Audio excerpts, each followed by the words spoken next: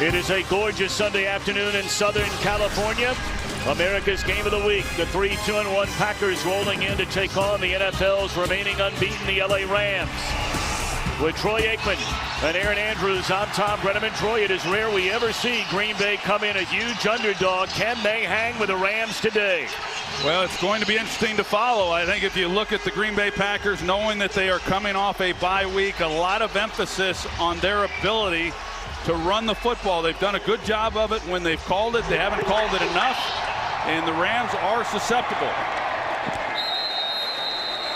Rams won the toss, deferred to getting the ball in the second half, and we check in for the first time with Erin Andrews. Hi, Erin. Hi, Tom. A lot of questions coming out of that bye week. What's the status of Aaron Rodgers' left knee? He had said, if I'm completely healed, I won't need the brace. Well, the brace is on. His head coach saying he looks better coming off the bye. He's looking more like himself. I asked him, by the way, about being a big underdog. He just smiled and laughed and said, well, good. The pressure's off, right? It's all on the Rams. All right, Erin, thank you very much. So first down from the 25, the Packers offense with Rodgers under Corey Linsley on first down.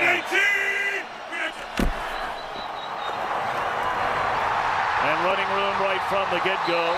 That is Aaron Jones. Packer fans want to see a lot more of this guy. Suspended the first 2 games of the year. You see Brian Bulaga, the right tackle, and the job that he does in creating a lane for Aaron Jones, and that's a heck of a start. Like we talked about, the Packers running the ball efficiently really has not been a problem. They're averaging well over 4.5 yards a carry. The problem has been they've had limited opportunities.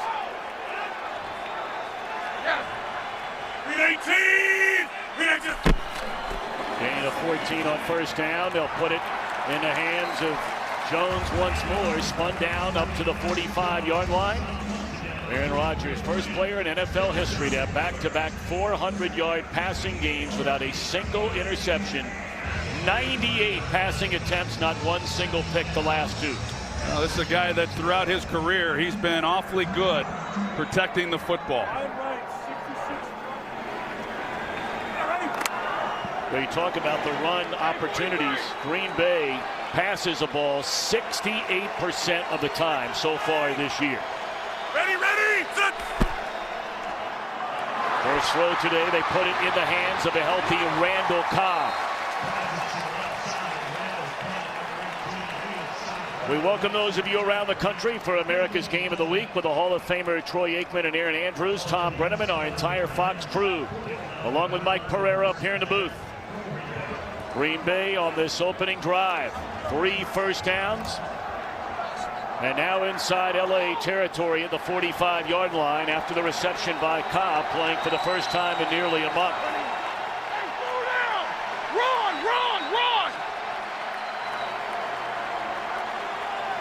Ready, go! Incomplete, second down and 10, and we check in for the first time just down the road, our good friend Carissa Thompson. Hi, Carissa. Hi, Tom. So some of you guys didn't get to see the end of this one. Bengals-Bucks were tied at 34 after the Bucks completed a 21-point comeback. Randy Bullock, though, hits the 44-yard field goal as time expires. Bengals snap a 2-game losing streak and win this one. All yours, Tom. And in that game, Jameis Winston benched, throwing 4 interceptions, and they brought on Ryan Fitzpatrick, who had the incredible start to this year. Thank you very much, Carissa. Second down and 10. And Jones, big running room. A gain of 8, it'll bring up third down and 2. This offensive line believes it is a good run-blocking offensive line, but like you said, they just don't do a lot of it. Yeah, they've been good when they've run the football, and they do a pretty good job overall of protecting Aaron Rodgers. It's one of the better offensive lines in football. When you look around the league, there's a lot of groups really struggling along that offensive front, but they've had the same 5 linemen who have started every game this season, so health being a big part of it. Ready, go! Going to throw it third down, and now Rodgers is dropped. by Corey Littleton, coming off a monster game against San Francisco where he had 2 sacks, 10 tackles, and a blocked punt. So they throw it rather than run it, and now they'll punt it. Yeah, Corey Littleton, he's having an outstanding season. He just comes right off the edge, and he's unblocked, and Rodgers picks it up late and then just nowhere to go with the football and get it out of his hands. Correction on that last comment, Tom. Justin McCray actually began the season at right guard, and then they brought in Byron Bell, and he's really solidified that offensive front and has done a nice job. Yeah, he's starting his 4th straight game at that right guard spot. And this one will trickle into the end zone.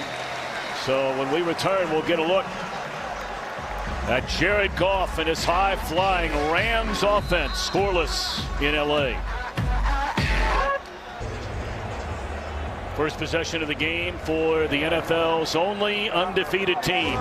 Jared Goff and the LA Rams. 14 touchdowns, 5 interceptions. Overall, the number 2 offense in the NFL. Number 1 rushing the ball. You know all about the great Todd Gurley. And the 8th best passing team in the league.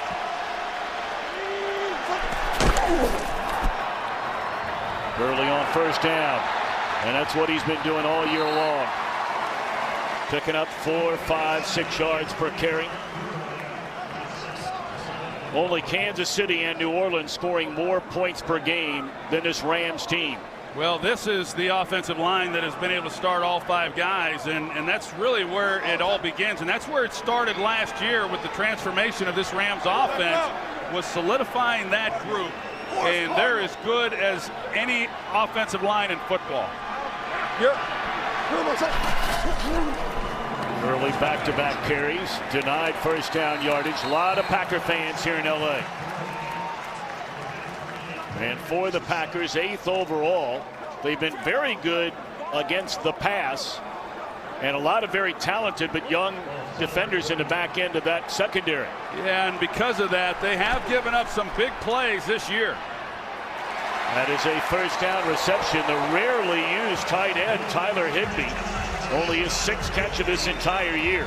Well, Tyler Higbee, he's like you said, he's an underused guy, but he's able to come up and make some plays. He's a former wide receiver, and like so many of these guys on offense for the Rams, he's got speed, and Sean McVay knows how to utilize him. I will say that the Packers are playing 6 defensive backs, and rest assured, they're shorthanded then in run defense. That's why we saw the Rams run it on 1st and 2nd down. I think you're going to see a heavy dose of Todd Gurley if they continue with that front. On cue.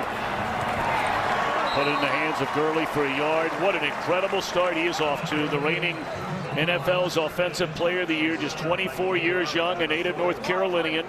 Leads the NFL in touches, rushing yards, rushing touchdowns, scrimmage yards, scrimmage touchdown. 14 touchdowns for Gurley this year. Eddie Cardinal.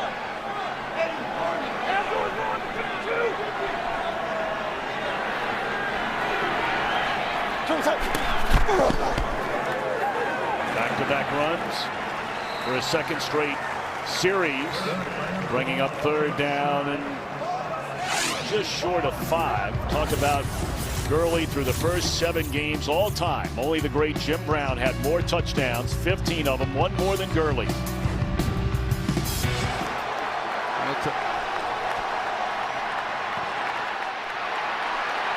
Now the pocket collapses and down goes Goff. Dean Lowry was there, the UCLA former star Kenny Clark.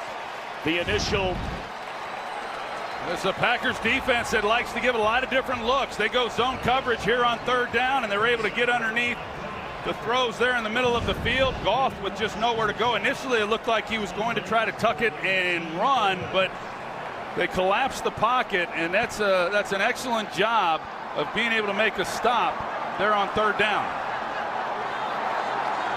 Granted, it's only 1 possession, but what a huge lift that has to be on that Packers sideline to stall this offense on its first possession. Very short punt off the foot of Johnny Hekker. It trickles out of bounds. We'll see where they spot it. Right at the 25. So the Green Bay defense standing tall on the opening possession.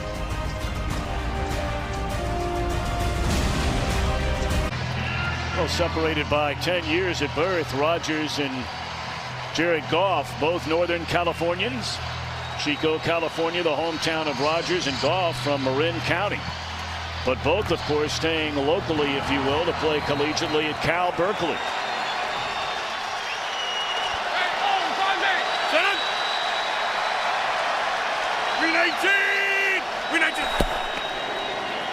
Jamal Williams, his first carry, and a good pickup. Close to a gain of 5. Rodgers at Cal.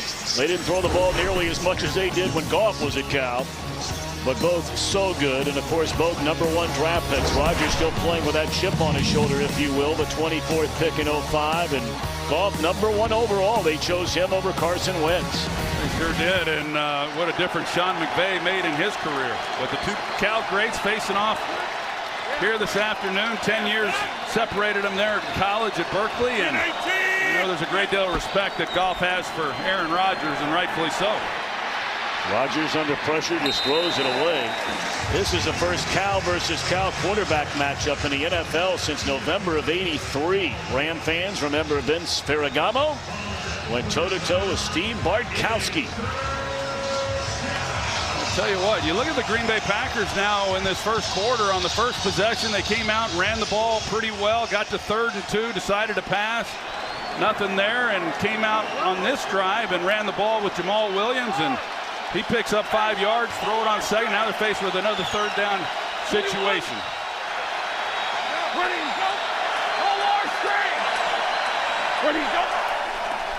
Bring the blitz. Packers pick it up and open down the sideline. And making the reception is Davante Adams. First big play of the game delivered by the Packers.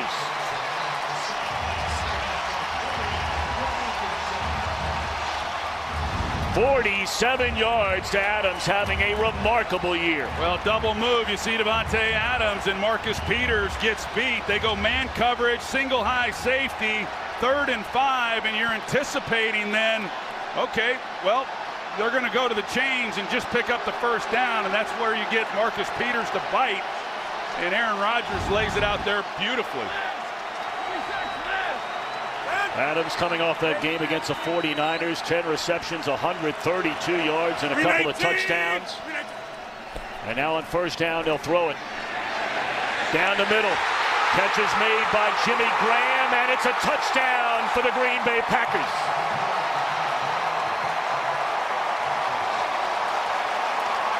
And boy, if you didn't know better, you'd swear you're playing at Lambeau Field right now. It is incredible the amount of Packer fans that are in this stadium today in Southern California. Well, let's take a look and see if Jimmy Graham was able to get it across the goal line. It's close, but I don't see anything to suggest that he didn't get there. And you see the route that he runs, and Rodgers does a good job of getting the safety to move on the backside that freed up the open space for Jimmy Graham. They talked to us. They said they wanted to give him more opportunities than he's had. They weren't in the red zone because they were outside the 20, but just a perfectly executed play. Ron Torbert, our referee today, they're still taking a look at this touchdown as they do every touchdown. So while they take a look to confirm it, we'll step aside back in a moment.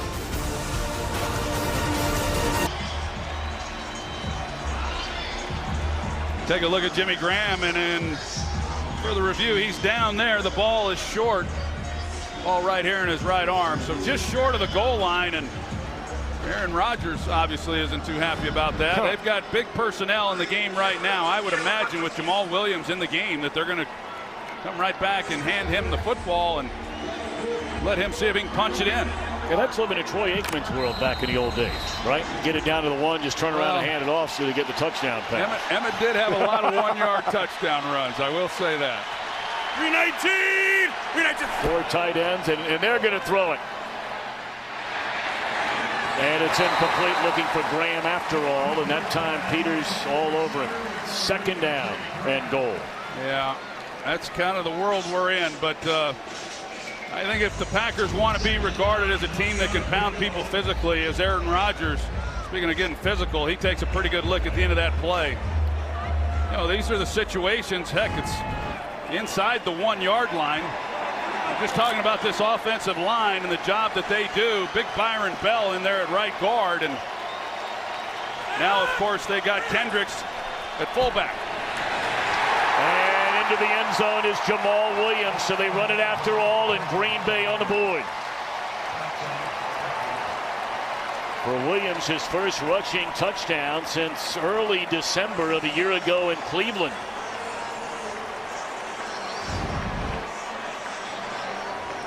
You see Lance Kendricks, he's the tight end, but they don't have a fullback on the roster when they let Aaron Ripkowski go on the final cut, so he serves that role in those situations, but great job of finishing off that drive. Point after by Mason Crosby is good. So here we are with 6 minutes to go in the opening quarter. 7-0 Green Bay. We're back after this message from Progressive. Granted, Troy, we're a little more than midway through this opening quarter, but that Packer offensive line setting the tone early on against this very tough and rugged LA Rams defensive front. Well, it's just a matter of survival for Aaron Rodgers. They have to be able to run the football a little bit, because you don't want to get into a situation where you're throwing it 70% of the time, as they have for much of this season, and when you're trying to block Aaron Donald and then Ndamukong Suh along that defensive front. So I think the play call and the balance has been there. That's been positive.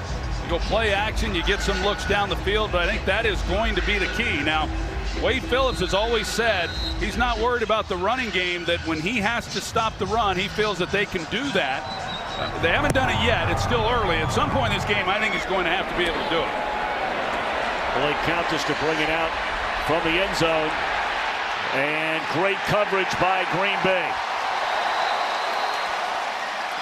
Josh Jones, the first man down the field, and right behind him, Oren Burks, rookie linebacker.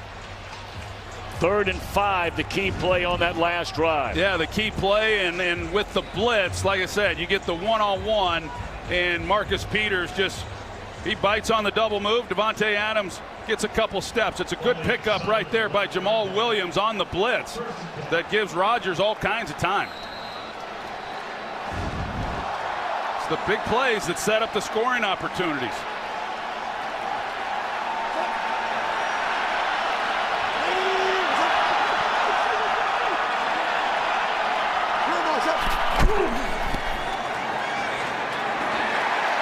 Crossing pattern, and that'll be good enough for a first down to Robert Woods, former USC Trojan star, their leading receiver, his 42nd catch. Boy, I sure like this guy, and his role's changed a little bit with Cooper Kupp out of the lineup last week and then again today with a knee injury, and Kupp is typically the guy who works the middle of the field. Woods is more the outside guy, although they're all somewhat interchangeable, but Woods has had to play more inside to make up for the loss of Kupp, but he can do it all. He's fun to watch. He's a great route runner. First down, they give it to Gurley. And off to the right side for a gain of close to 4. So Cooper Kupp sitting this one out again. Sean McVay telling us it's a playoffs or maybe later in the year you got to win a game, he would play, but injured against Denver and out for the 2nd consecutive game. Guy came in last year as a rookie and had a great season and continued that this year. Gurley very close to a first down. Tackled by Blake Martinez, trying to stay with Todd Gurley. That's a tall order for any linebacker in this league. Well, where the Rams make it really tough on you is because they have so much speed on the outside and they come off the ball running. I mean, this group of receivers, it's like a track meet when the ball is snapped, and they threaten the defense. And so you've got defenders who are trying to get underneath those routes. And then with Gurley sneaking out of the backfield, it's just one-on-one with linebackers, and that's, as you said, that's a tough task for anybody.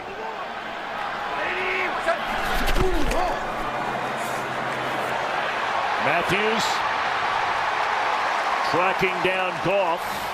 No penalty flag, and I'm sure Matthews is at the point where every time he sacks a quarterback, he's looking around for a penalty flag. Well, he's outside the pocket. Rob Havenstein, the right tackle, he just oversets, and here comes Clay Matthews underneath, and he's able to get to Goff. And initially, the Packers in the secondary were a little confused. They were trying to communicate the coverage and looking around, and looked like Goff may be able to get a play down the field, but when you've got a guy like Clay Matthews, he's kind of the eraser. He can make up for other people's mistakes, and no one knows about it.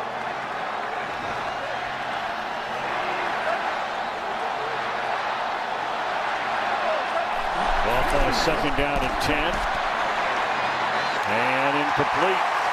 Looking for Brandon Cooks. It brings up 3rd down and 10. I think Cooks got held on that route trying to come out of the break. That's why the ball was out in front of him a little bit. It looked like, you see number 12 right there. There's the grab. Come on, Williams. That doesn't get called. They got away with one.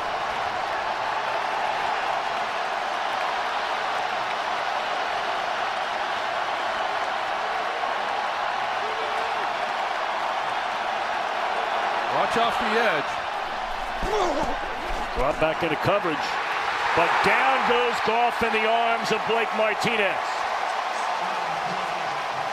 And if you're Mike Pettine, the first-year defensive coordinator for Green Bay, through 2 possessions, you can't draw it up better than this. No, and Pettine, he likes to bring a lot of different looks. He likes to bring slot pressure. He'll bring corner blitzes. You just try to steal some possessions, and they're able to make a key stop then on 3rd down once again. This defense, so far, they've been up for the challenge. Returnable punt here for the veteran Tramon Williams. And he'll just move forward up across the 30. Took a big hit. And I'm sure some on the Rams sidelines are saying, hey, we got to watch this. It's Brandon Cooks held again.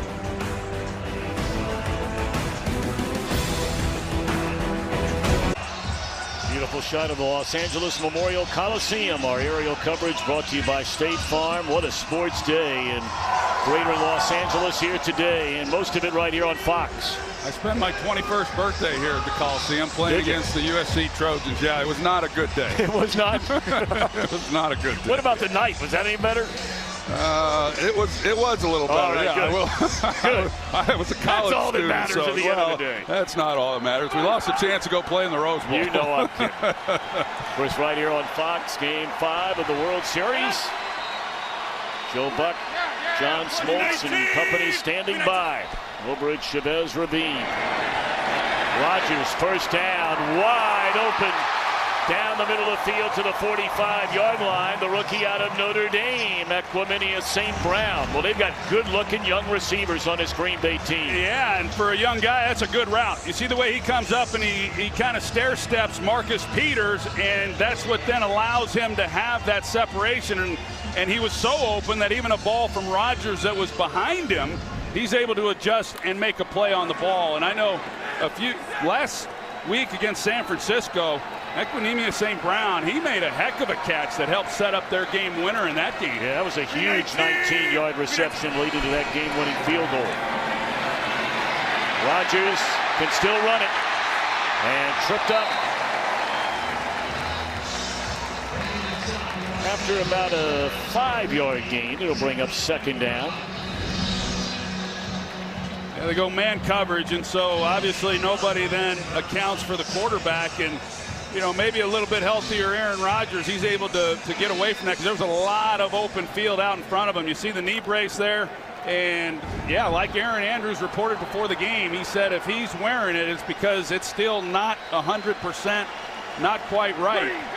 He's done a heck of a job playing through that injury, though. And look at this hole. Boy, you just can't say it enough.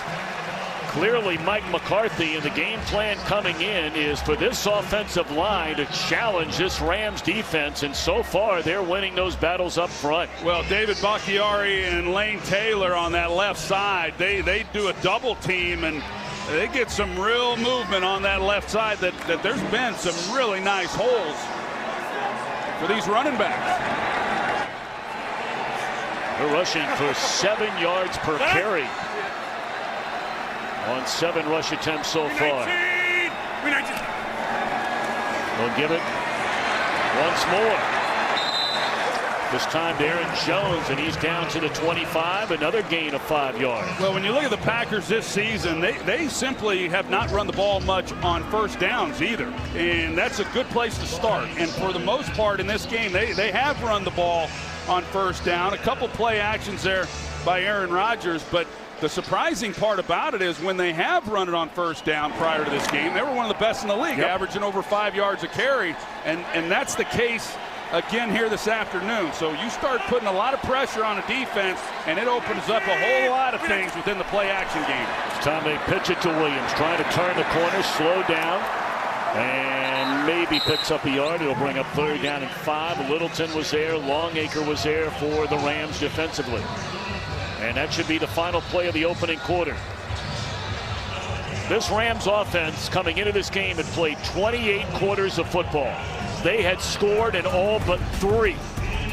Make that 4 with Green Bay pitching a shutout early on.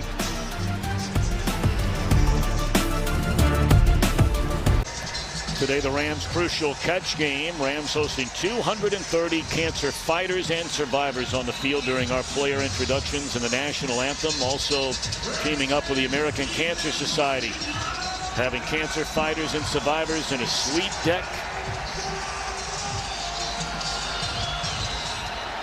That was a big first half for these Green Bay Packers. 142 yards of total offense in the opening quarter.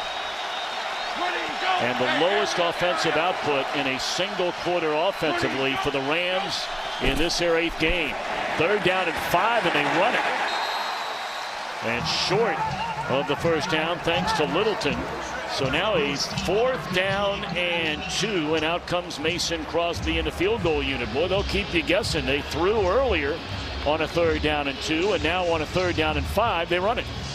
Yeah, and Littleton, you've got to get to him if you're going to be able to make that play, because he was unblocked, and this guy can really run. And like I said earlier, he has really had an outstanding year. They thought that he might, and that's why they allowed Alec Ogletree to leave, and he makes a good stop there to force this field goal. 41-yard attempt, and it is good by the veteran Crosby, who had that single game hiccup against Detroit 3 weeks ago, where he missed 4 field goals and an extra point, but then bounced right back, went 4 for 4 on field goals, 3 for 3 in point afters in the win, including a game winner against the Niners. Yeah, that was good to see, and I think that people are going to be talking about that game against Detroit probably for. I'm never going to bring it up again. Probably for the rest of the year. That was a tough afternoon. World Series continues tonight. Game Fox, do or die, of course, for the home team Dodgers. Trying to keep their season alive. Red Sox looking to win the whole shooting match tonight. Game 5 right after football on Fox and the Fox Sports app. That was a tough one last night, wasn't it? It's been incredible. If you're a Dodgers fan, that was a tough one last night. Really, even the president's comment about making a pitching change. Yeah, well, he kind of weighs in on everything. I tell you what, as a colleague and a friend, it is incredible the schedule that Joe Buck has had over these last 3 weeks. They did something on that in the Fox pregame show today. It has just been mind-boggling. I halfway expected him to show up here this afternoon. I wouldn't have been surprised. We would have kept you here. We would have done a 3-man booth probably. No, I'd have been. I say probably. Give me a break. Give me a break. Come on. As you like to say, who is your old teammate? Used to say, "Come on, Daddy." Who is that offensive line? It's the great Crawford Kerr. There you go. And those in Florida, they know about Crawford Kerr. They got the Kerr's Wing House. You know, he's selling a lot of chicken wings there in Florida. He's dialed in right now. This is the largest deficit the Rams have faced this season, 10-0. Well, as we know, I mean, this is an explosive offense, and 10 points is nothing to overcome for this group. But getting something going here would be a good start.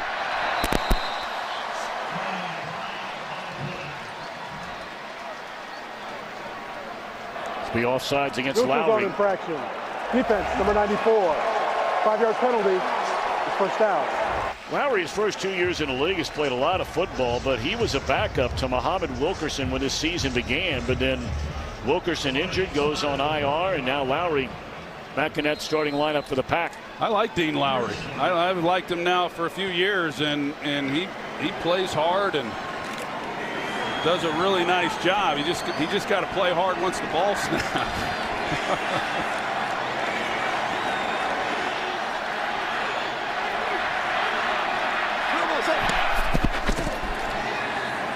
Play fake, and Woods is there, chopped down to first down at the 45-yard line by Clinton Dix.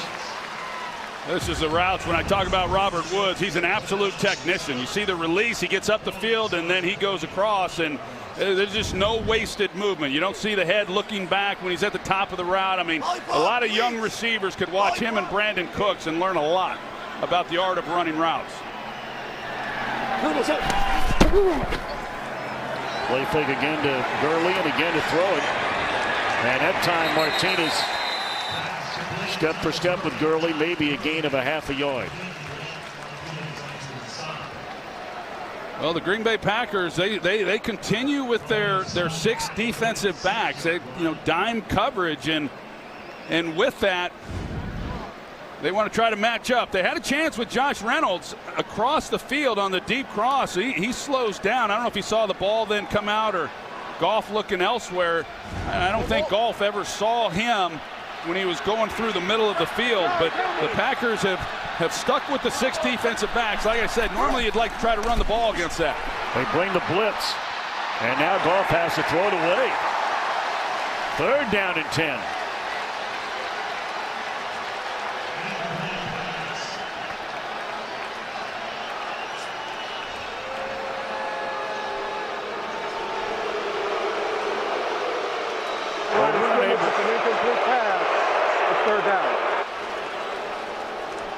No penalty flag on that call. It's 3rd down and 10. Yeah, it probably should have been, though. I think the officials are saying he was out of the pocket, but I'm not so sure he was. The crowd does not like it. And the crowd being the Packers fans tells you how many Packers fans there are. You're like not you said. lying.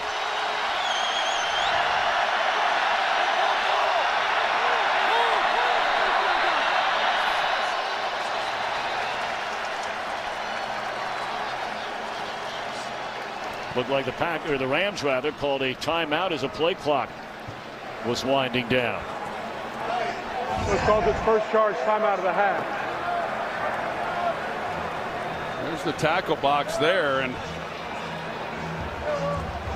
pretty close. I think you can make a case that he's right on the edge. So big 3rd down when we come back. Of course, for many, many years, Dom Capers, a defensive coordinator in Green Bay, and now Mike Pettin, good football coach. Yeah, he sure is, and like Dom Capers, he likes to bring some pressure. Now it's 3rd down, and Goff has been sacked on each of the last 2 3rd downs, and they've brought the blitz on those. Showing blitz again here, and here they come. That's a jailbreak coming after Goff, and down he goes.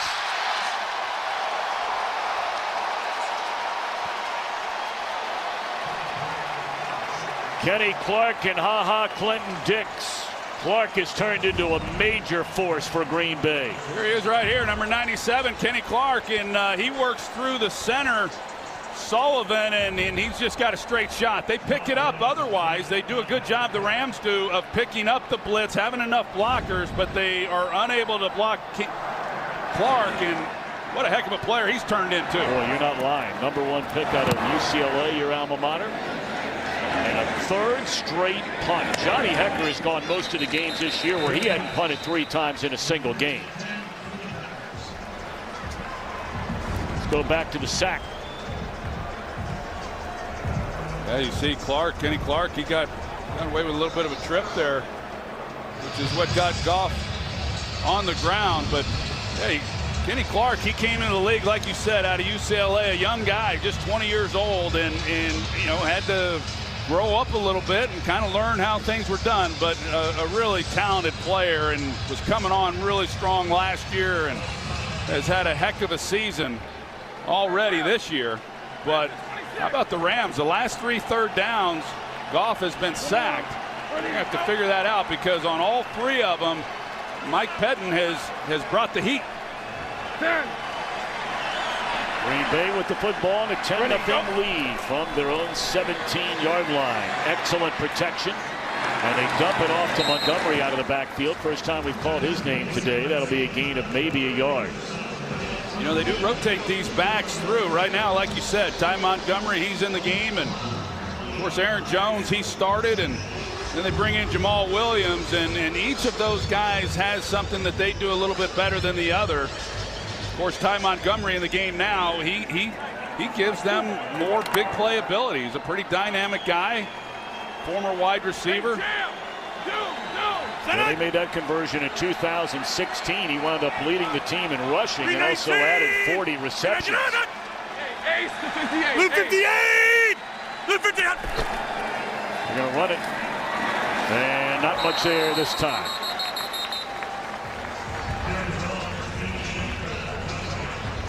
You could hear Aaron Rodgers with the snap count trying to draw the Rams off sides. Two things with that. One is very smart on his part. Like I said, when you got two great pass rushers in Ndamukong Suh and Aaron Donald.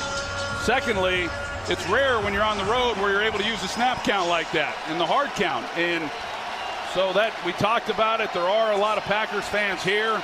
They're making more noise certainly than what the Rams fans are, but it's also allowing Aaron Rodgers the ability to communicate at the line of scrimmage without any problems whatsoever for a road game. Where do you go? Third down and 6 through that one into double coverage. Looking for Jimmy Graham. Played beautifully by Christian and Johnson. Jimmy Graham, they open up the middle, and Rodgers trying to get it there, and it was kind of one of those bang-bang plays, and when that happens, I don't think you're going to see that call ever. So now the rookie punter, J.K. Scott out of Alabama. They drafted him in the 5th round this year, and he's been a very good pickup. Here they come. Kicks it away, returnable back there for Joe Natson. But great coverage by Green Bay, drops him in his tracks. Haven't called the name Aaron Donald so far today. How do you do, Mr. Rodgers?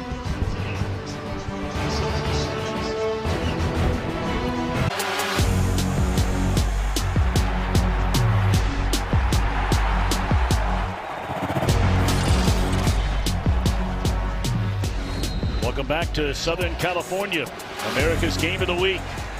And this Rams offense, which averages nearly 450 yards per game, blanked on its first 3 possessions by Green Bay thus far. What you got? Watch Carter. Come with me. Come with me. And they bottled up Gurley by and large whenever they turned and handed it to him. Well, they have overall, but they had not on first down. So Sean McVay, they come out now and say, because they opened up the game running the ball on first down and had some nice runs against, like I said, this nickel defense, this dime defense that the Packers have employed. They come back to it there, but there's just nowhere for Todd Gurley to go. Gurley 6 carries for 20 yards, his long of 7. They'll give it to him again. And appears to be about a yard short of the first down.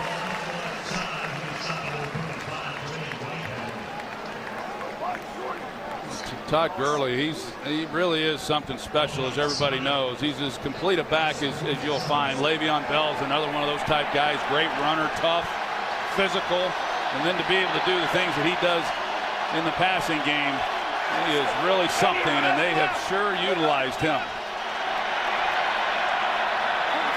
Third down at about a foot, and he is dropped behind the line of scrimmage, and again it's Martinez.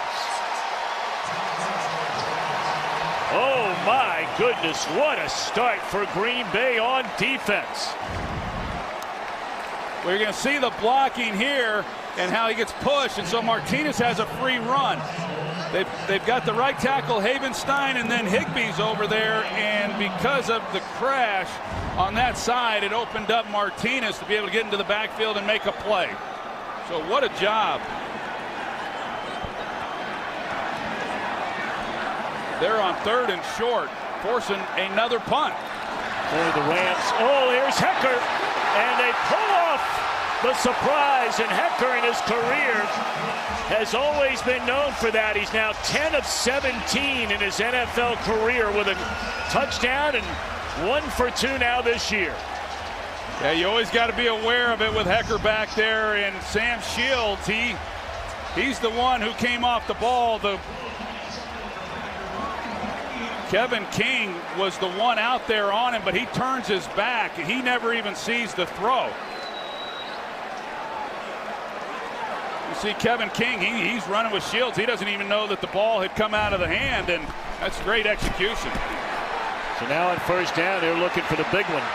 And down the field, looking for Cooks in the end zone. And it's batted away. Great coverage by the rookie out of Louisville, Jair Alexander, who's missed the last 2 games.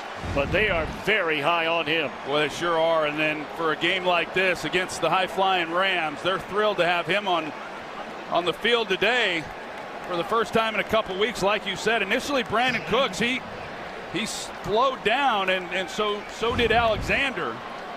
Cooks had a chance with it in his hands, but yeah, this young guy, they are sure excited about him. In fact, Mike McCarthy said that he could very well become the best defensive player they have.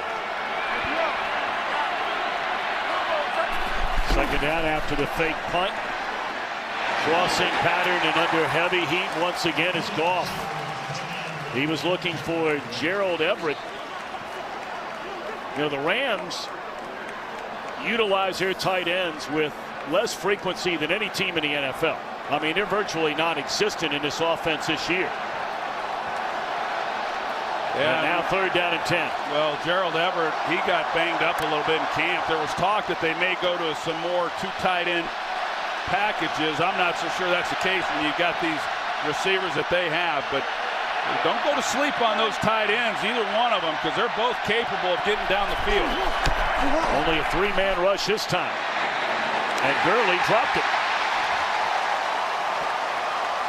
So after the fake punt on a 12-yard completion to Sam Shields from the punter Hekker, 3 plays in a row and not a single yard picked up by the Rams on offense. You know, Mike Pettin and this defense is really doing a heck of a job here in this first half of keeping the Rams off balance, mixing up coverages, different looks, and they have gotten after Jared Goff. They're joined with Kenny King down there. Kevin King already on that Rams sideline, so you better be alive this time, son. We'll see if Kevin King keeps his eyes in the backfield a little bit more. Here we go. Look at this. And now timeout will be called as the Rams. Hey, come here. Delay of game. Or was it delay of game? I beg your pardon. Thought it was a timeout. That penalty has been declined. It's 4th down.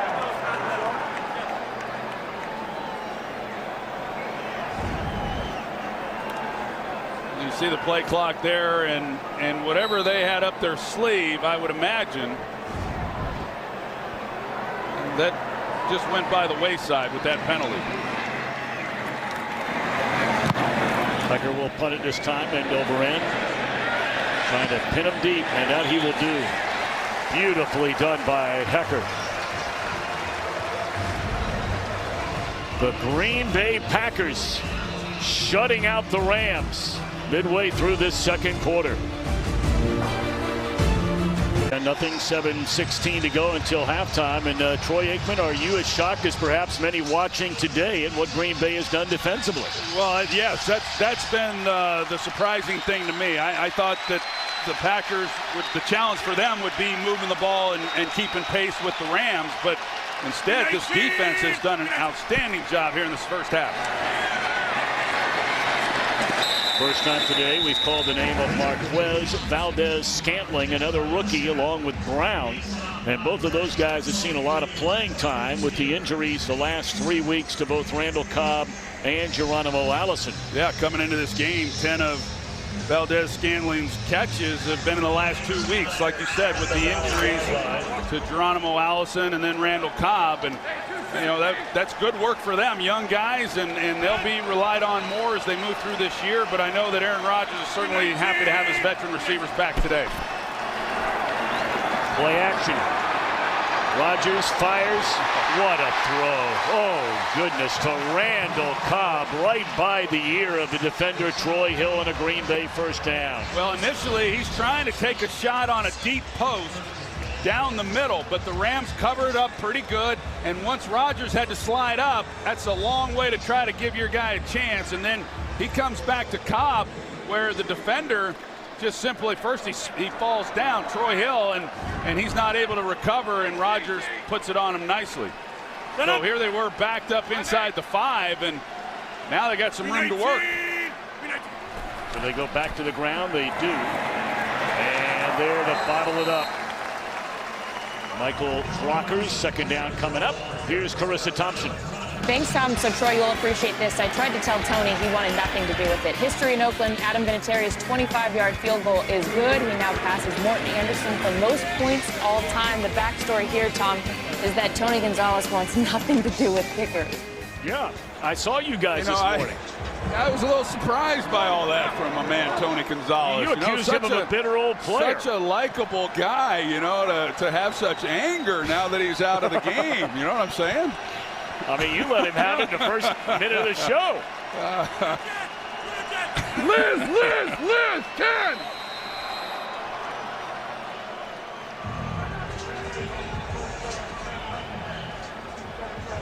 Timeout Green Bay. Rams 7-0, first time since '85. Turn back the clock. Ronald Reagan, President of the United States. Michael was just getting warmed up in Chicago. Thrilling World Series in the Show Me State, and Darrell Waltrip, the Winston Cup Series champion, 1985. Where were you in 1985, Troy Aikman? Well, you know, I hate to boast, you know, but I was winning a national championship with the Oklahoma Sooners is what I was doing. That's when you guys beat Penn State, if I recall, right? Yeah, no, I only played the first 4 games, so. You broke your leg, one of the options. I can't take too much credit for that one. Yeah, then I think it was Jameel Holliman out of there, right? True freshman, and then I was on my way to UCLA. And the rest is history. Where did he go? Rodgers just throws off his back foot, and no chance on the attempt there to Valdez-Scantling. Good coverage by LaMarcus Joyner, and it brings up 3rd down and 12. Well, 3rd down, and we'll see what Wade Phillips now wants to do, if he's going to play soft coverage. And, you know, it's nice when you've got those types of pass rushers that can certainly get after the quarterback, but the other philosophy would be to come after him and make him get the ball out of his hands quickly. But right now it looks like they're going to go with a 4-man rush. 21, where did he go? Rodgers hit as he threw. Aaron Donald back there, Brockers back there, and Green Bay will punt. They started with a 4-down rush, and then they bring the backer. They're inside, and of course, Aaron Donald, he hasn't gotten a sack, but he's been back there now the last few times, taking Rodgers to the ground. One thing, though, when you're backed up inside the 5, where that drive began for the Packers, you just want to essentially get a first down and start giving your punter some room to work. So they more than did that, and now they can recapture a little more field position, make it a little tougher on the Rams. Scott hammers this one, and Natson dropped right there. And again, it is Josh Jones on the coverage. The special teams have been dynamite in coverage for Green Bay. And we're back after these messages from State Farm and Pizza Hut. So now Goff and the Rams will take the field offensively. The last time a Rams team was shut out in the first half of the game, you may remember in 2016. That was the final year Jeff Fisher was still the coach of the Rams, and they had the worst offense in the NFL. First time ever a year later, they would become the best offense in the NFL.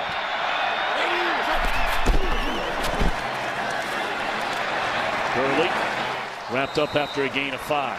Well, you talk about that, Tom. That turnaround is pretty remarkable, and it tells you that coaching makes a big difference first and foremost. Sean McVay comes in here and he starts to put this offense together, and they went out and got some good players too. They were very aggressive, in bringing in some guys, and they certainly were again this year. But that's a heck of a job. I've said many times, Jared Goff, you could flounder around in the offense that he was in as a rookie and spend your whole career doing that.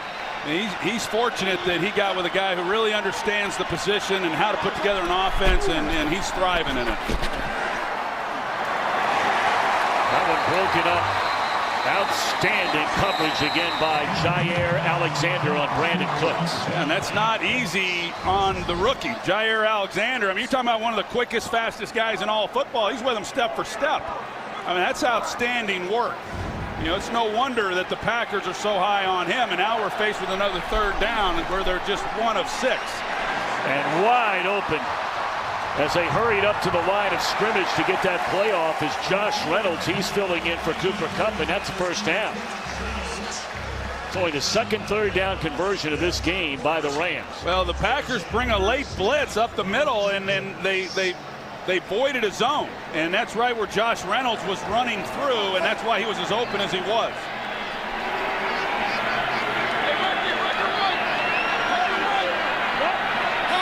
The Rams do an outstanding job of dictating tempo. Sometimes they'll go fast at the line and snap it quick. Other times they take their time. Boy, Goff took a hit. Big time hit by Reggie Gilbert coming off the edge. It looked like he was the first one there just as Goff let it fly. Yeah, a little game there inside, and the Rams, they don't pass it off very well, and we've seen a few free runners now on Goff.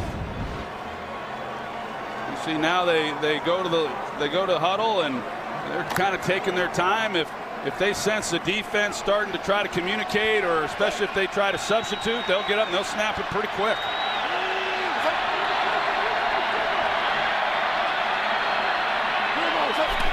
Goff has missed 6 of his last 7. They're going to run it and nowhere to go. Blake Martinez is all over the field. He is Green Bay's leading tackler. 4th-round pick out of Stanford 3 seasons ago. Had 11 tackles in the thrilling win against the Niners 2 weeks ago. In fact, he has more tackles than any player in the league the last 2 years. And now they're going to hurry up to the line of scrimmage again. But there is a stop in the clock. Of course, one of the most historic games in NFL history occurred right here between these teams. From the Coliseum in Los Angeles, the Super Bowl is underway. Starr dropping straight back, hit as he throws. Max McGee, 37-yard touchdown play. Starr looks, has time, throws in the end zone. Great pick by Max McGee. That's the end of the game with the final score. Green Bay 35 and Kansas City 10. Of course, it was the Packers who were here, not the Rams, but that was the first World Championship game, the AFL against the NFL. They would not adopt the name Super Bowl until the 4th game. But in that one, our late great friend Elijah Pitts rushed for 2 touchdowns for Green Bay. What a good man he was.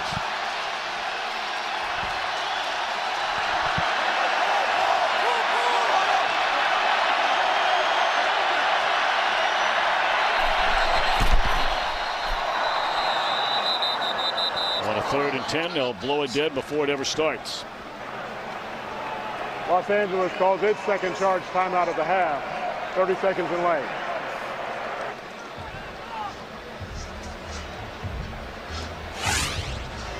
This was at halftime of that AFL-NFL championship game. That's Lenny Dawson. How great is that? It's an iconic picture. And then when I was playing, they were using smokeless tobacco, and I don't know what they're doing these days. I think they're on their phones tweeting something out. I think you're right. That's what these We've gone from Winston Lights to Skoll to tweeting.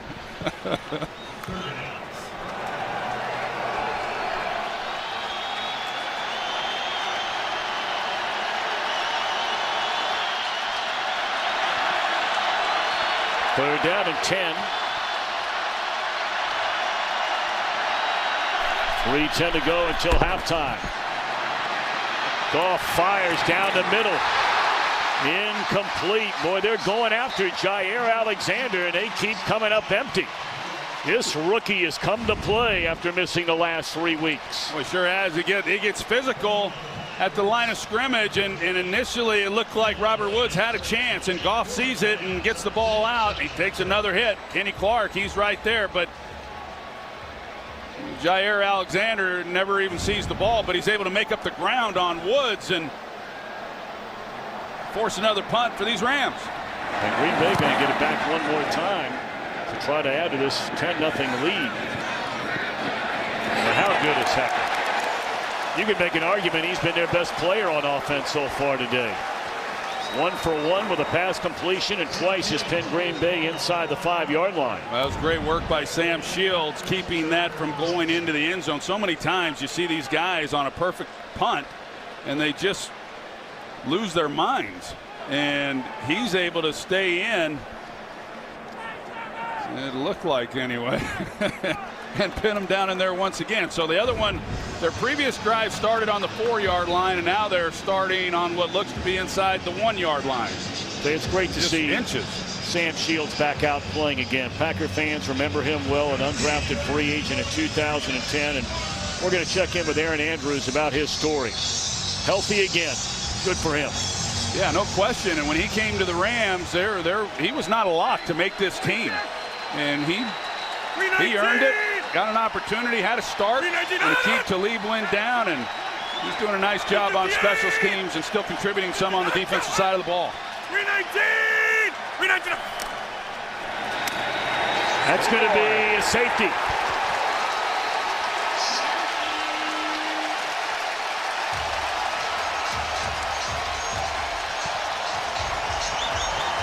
It looked like Mark Barron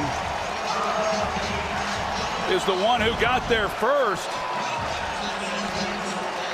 He's just able to meet him right there, and that's excellent job of Barron filling the hole. A former safety made the move to linebacker, and you see him, he just steps right in there and makes a play, and that might be what the Rams needed. They get the 2 points there. Now they're going to get the ball and should have pretty decent field position and see if they are able to come away with some more points before the end of this half. Brian Bulaga, he's just a little late getting down to make that block, and that's good work.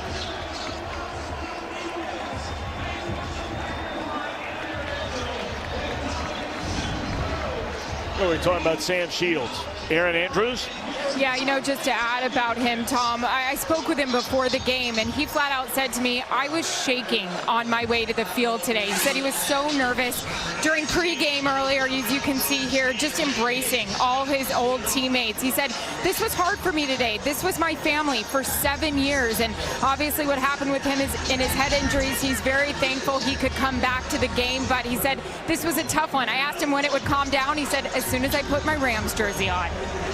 Yeah, he walked off the field in 2016 in Jacksonville with a concussion and has not played again until this year. Aaron, thank you. That's great stuff. So now the free kick, and Natson from the 20. And again, the coverage has just been outstanding for Green Bay in this game. 2:40 to go, and the Rams have one timeout along with a 2-minute warning, trailing 10-2.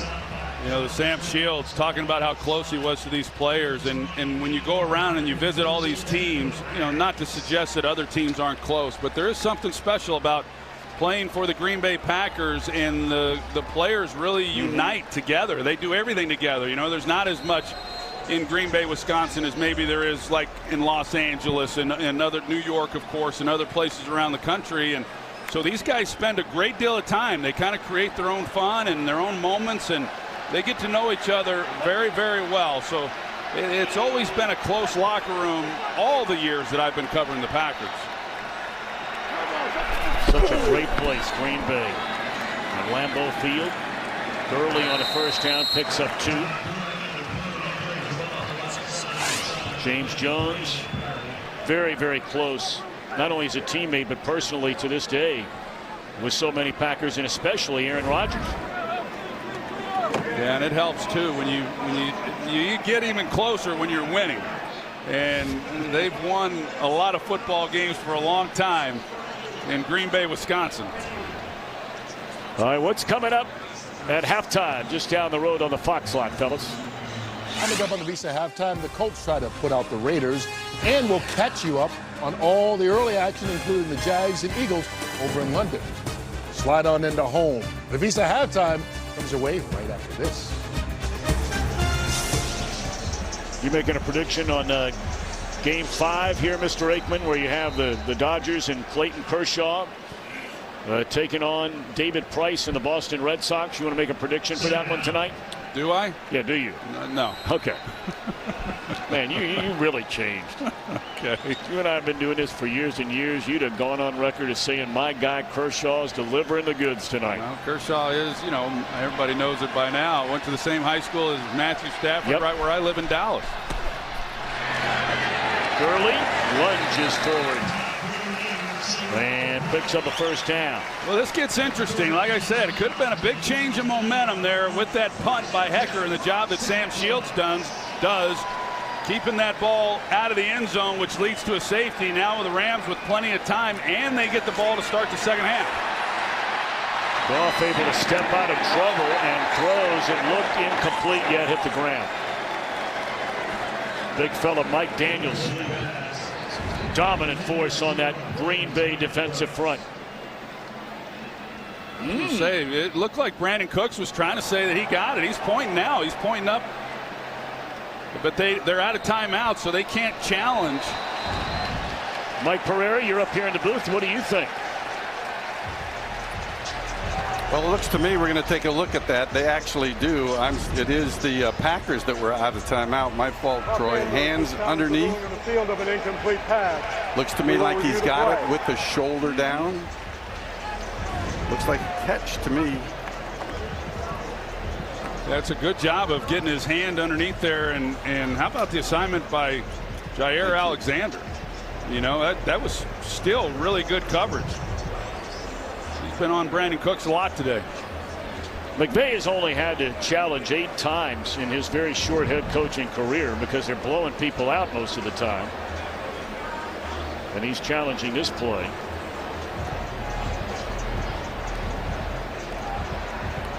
Cooks has been very, very quiet going back to when he took that big hit in the victory over the Seahawks.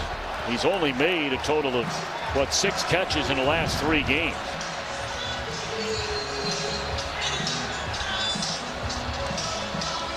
He's a heck of a talent, Brandon Cooks. And when he went to New Orleans, a first-round pick by them, and we had him a few years ago, and he was doing some wonderful things then. And I thought New Orleans was a little crazy to let him go when he went to New England. And then I thought the same thing when New England let him come here to the Rams. But Jared Goff and the rest of this organization benefiting from him. He's had a lot of big plays already here, as he has everywhere else he's been. It's taking quite a bit of time here. Mike Pereira, are you surprised this much time? Well, usually if there's going to be a reversal, it usually takes longer because now they have to go check the clock. They've got to make sure that they've got the right yard line. Still seems like it's taken quite a bit of time to do that. It ought to be 1st and 10 at the 35. Yep. And so, to me, they're just making sure, I guess, of all the details. Yeah, it'd be a 25-yard gain if overturned, and it would be 1st and 10, as Mike mentioned, at the Packer 35-yard line.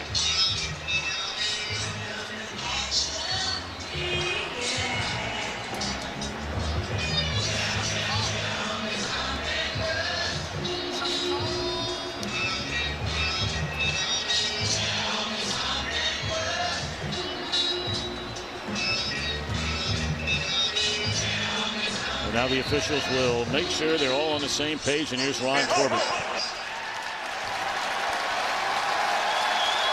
They're already walking down to the 35. The Los Angeles receiver got his hands under the ball, completed the catch, and was down inbound. It is a completed catch. The Los Angeles' ball, 1st and 10 on the 35-yard line. Los Angeles is not charged with a timeout. Please set the game clock to 2 minutes, 15 seconds, please.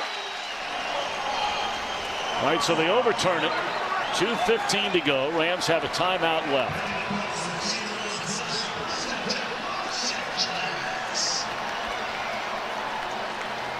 The only 2 points of this game for a team in the Rams averaging 33 per contest thus far this year was a safety 2 minutes ago.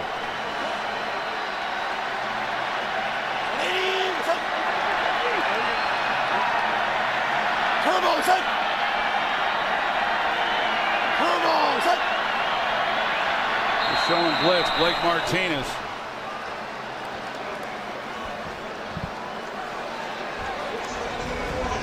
Boy, it makes you wonder there. They let it run to 2 minutes. We're back in a moment. 2 minutes to go in this Rams offense. Very, very quiet through the first half. But you get the safety. Do you get a field goal or a touchdown? You mentioned the momentum with the Visa halftime coming up here in a couple of minutes. And then the Rams, remember, get the ball to begin the second half. Yeah, that's right. And it's an offense hard to hold them down for very long. You know, the Packers have really done a nice job throughout this first half. Really couldn't have gone better defensively, and yet it's just a 10-2 game. First down, and Goff has it. Batted in the air and then caught by Gurley. But apparently out of bounds. Jermaine Whitehead in coverage. It hit him in the back of the hand. Yeah, it got the hand. I couldn't tell if it got his hand initially or whether it hit off Gurley's chest. But they've had a couple now. You saw with Jair Alexander as well, not seeing the ball, but being able to get between the ball and the receiver to knock it down. The ruling on the field of an incomplete pass on the previous play will be reviewed. Right there, looks like he might be on the line. When does he gain possession of the ball is the biggest part of it. It's bobbling at the top of this. And it looked to me like his foot was on the line once he finally secured the football. Let's give you a good look at it. Still doesn't appear to have full possession there. Ooh, did that second foot get in there? The left foot, Mike Pereira. What do you think? Oh, I think the key is here, you've got to look at that right foot, and was it still down when he first got possession? Right. And I mean, I think it is. I mean, that you get it clearly. You get the bobble here, but he's going to get control there with that toe still down, and then the left foot comes down. I'm looking at this, and if I'm my man Ernie Franz, who's the replay official here, and of course the guys in New York, I'm thinking you've got enough for a catch there. There's even a bit of a toe drag. Of course, this is not a challenge by McVay. We're under 2 minutes and a half. This is a booth review.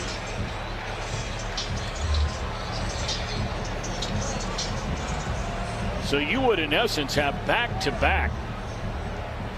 Well, one at 25 yards and another at almost 35 yards, 30 yards on reviews, and they're already marching inside the 5. They keep marching before the announcements are made.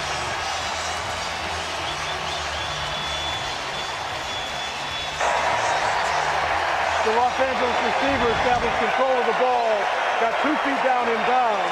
It is a completed catch. It'll be Los Angeles' ball, first and goal on the 3-yard line. He set the game clock to 1 minute, 55 seconds, please. So a 25-yard reception, now followed by a 32-yard completion. And the Rams first and goal at the Green Bay 3.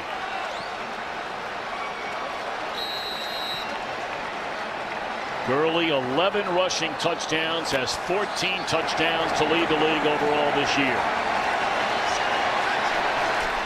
And they give it to him. They're shoving him to the goal line, and just short. Like Jermaine Whitehead was the safety who was coming off the edge, who was in the backfield unblocked. Had the first shot at Gurley, and Gurley makes one move, puts his foot in the ground, and turns what would have been a couple-yard loss into a positive game.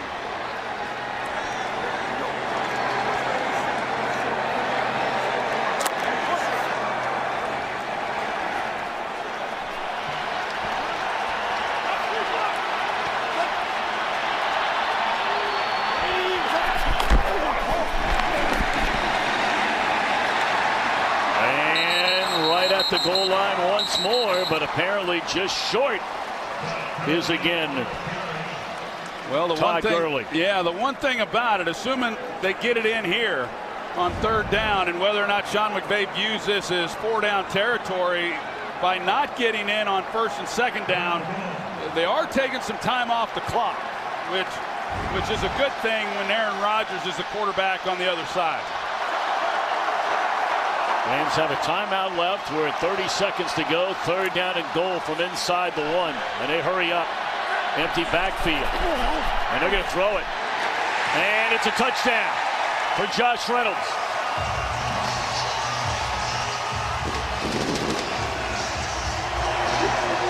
So now the question is, do you go for 2 to try and tie this thing up? They are. Well, Josh Reynolds, the route that he runs and the way that he pushes on Ha-Ha Clinton-Dix and gets him on his heels so that he just can't drive on the ball, that is why he got open the way that he was able to. If you start rounding that and you don't push a defender and threaten him, then you're never going to have the separation the way that Reynolds did. So great job on his part, giving his quarterback a place to go with the ball. And a lot of times you'd look at this and say, well, you like it better in the second half. In the 4th quarter, I like the decision here at 10-8 to go for 2 points to try to tie it. Well, they're 3 out of 3, and all 3 of them occurred in a game against Arizona. That's when you remember Greg Zuerlein was injured. Gurley will be denied the 2-point conversion. So you stop the bleeding a little bit anyway if you're Green Bay, although the Rams get the ball to begin the second half after deferring following the coin toss. But, you know, that momentum was really headed in full gear, going back to the fake or the punt inside the 5, down by Shields. Well, it was an outstanding punt to begin with by Johnny Hekker, and Sam Shields being able to down it like we talked about. And then the very next play, there's the safety, Mark Barron, making a huge stop in the end zone. And you felt then that, well, maybe momentum's starting to change, and a couple reviewed calls that went the Rams' way and sets it up. But, you know, the Packers, they stuff them on 1st and 2nd down running the football. They score on 3rd down, of course, but then they try to come back to the running play there for the 2-point conversion, and that run defense holds up once again. So nice work down there by the run defense, at least keeping it a 2-point game. I think just about everybody and his brother and sister and mom and dad and dog thought this might be like a 27-20 halftime sort of game today. Yeah, that's what I thought. I really felt coming in. Of course, the Rams coming off their lowest output game on Sunday against the San Francisco 49ers. You know, that's continued again here in this first half, but I thought they would unleash it after being on the road the last 3 weeks. Ty Montgomery puts it back the other way, and now up close to the 30. Well, the Packers are out of timeouts. You have 13 seconds left, and we'll see if they just decide to take a knee. Well, this Rams defense did a nice job in that 2nd quarter as well. The 1st quarter, the Packers had a lot of yards. They were moving the ball, and the Rams tightened things up in that 2nd quarter.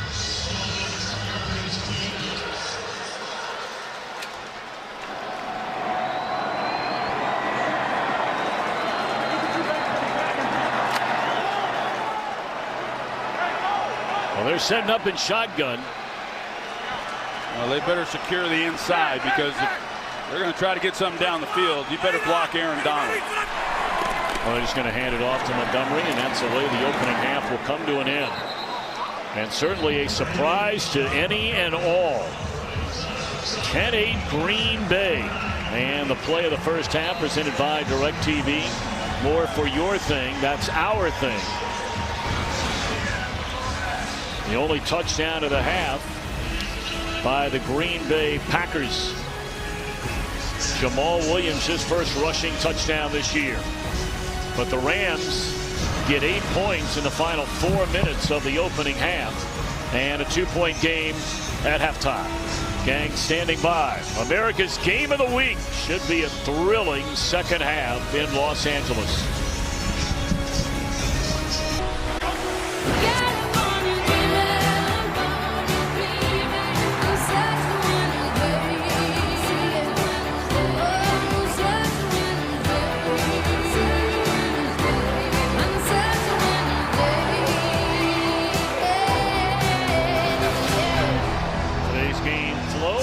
By Progressive. We're back at the Coliseum in Los Angeles. Well, Hall of Famer Troy Aikman and Aaron Andrews, our entire crew. I'm Tom Brenneman. A surprising first half up until that final drive for the Rams. Troy, a total of 90 yards of offense. Well, I think the Packers, they have to be pretty pleased with the way that first half went. Obviously, the safety, no, but they lost a little bit of momentum. But when they came into the game, what they want to do?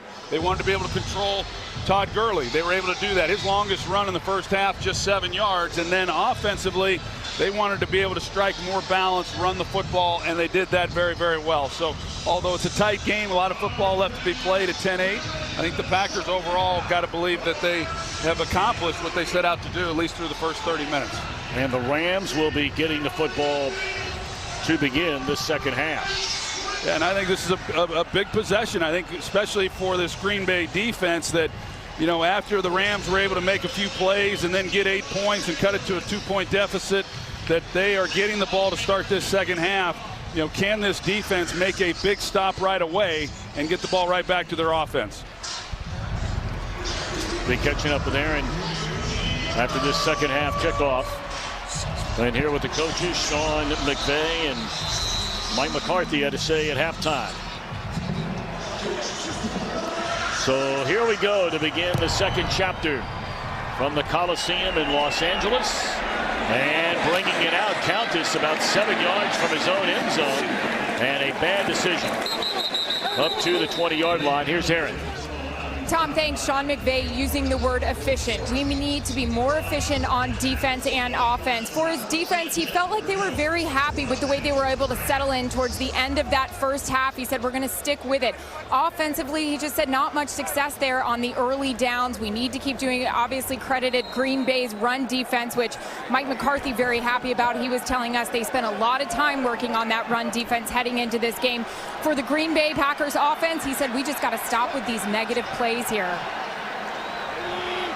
All right, Aaron, thanks so much. First down from the 20 and Gurley in the backfield. A very quiet first half. They put it in the hands of Brandon Cooks on a rushing play. And Martinez comes down the line after a gain of close to 5. Well, it's interesting. That's something that we typically see a lot of from the Rams each week. The jet sweeps, and a lot of different players run it.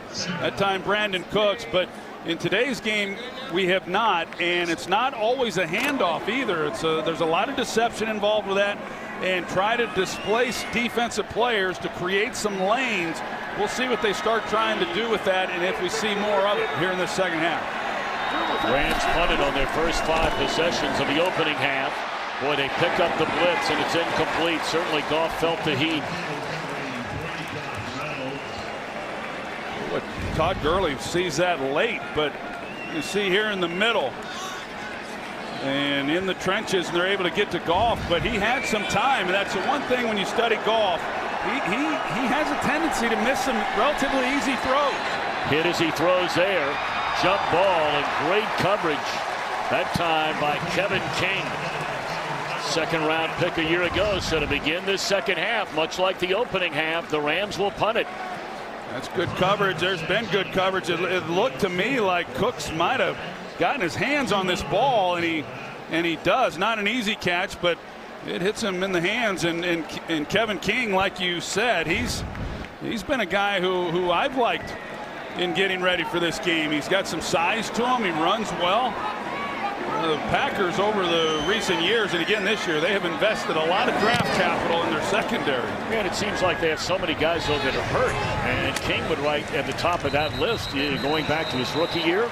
Only played in 9 games, as he's already missed a couple this year. Green Bay with the ball when we come back.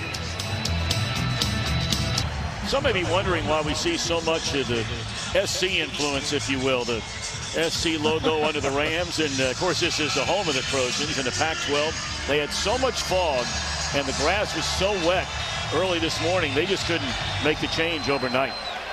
Guys worked really hard. Well, USC sure playing here yesterday. Clark turning it around. Ready, go. Red 5-8. Ready, go. First down, Rodgers to throw it. And it's caught. That'll be Davante Adams. Pretty good catch right there by Davante Adams. We'll see what the Packers try to do. They did not have much offense in that second quarter. They did, of course, in the first. They came out early in the game. They got the running game going with Aaron Jones. They've been balanced. See if they start to maybe get back to some of that running the football to start this second half. Well, they run it on second down and a yard, and that'll be a first down for Aaron Jones. To tell you the name we haven't called all day today is Aaron Donald. Well, he's always just one play away from wreaking complete havoc. So you got to be real careful when you start getting excited about the job you've done. But they've got a lot of bodies on him, which he's used to.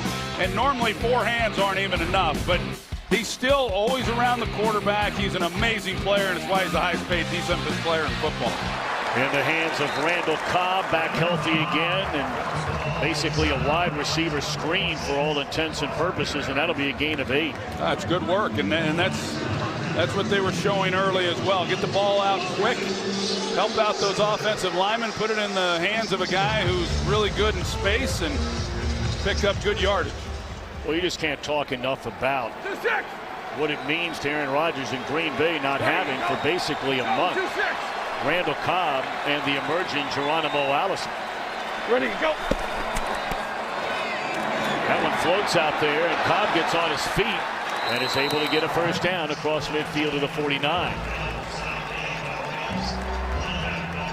Cobb has just had an excellent career. Second round pick out of Kentucky back in 2011. 6th all time, surpassing 450 career receptions for over 5,000 yards. He's been a good player. He sure has, and he's versatile. He can do a lot of different things, and he has.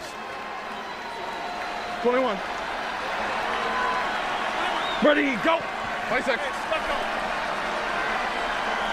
Ready, go. First time we've called the name Geronimo Allison, 3rd-year wideout from Illinois. He's been out going all the way back to Buffalo with an injured hamstring. They do the double outs, and they get the ball to Geronimo Allison, and he's another one of those receivers who came in and was able to work his way up the depth chart as an undrafted free agent a few years ago, and I know Aaron Rodgers really likes him, and he would play a lot more than he does here if he was with a lot of other teams. Quick hitter again, this time to St. Brown, the rookie out of Notre Dame, and that's a good pickup again on first down, close to 7. Yeah, they kind of got the Rams on their heels a little bit with the quick passing game and mixing in a little bit of run, and they're dictating the tempo a little bit here as well. Well, they spot the ball right at the 26, so a gain of 8. It's Valdes-Scantling, and this is a guy who can flat out run. He's got one-on-one. I would not be surprised at all to see Rodgers take a shot in his direction. Rodgers gets it away in time. Longacre coming off the edge, and it brings up 3rd down and 2.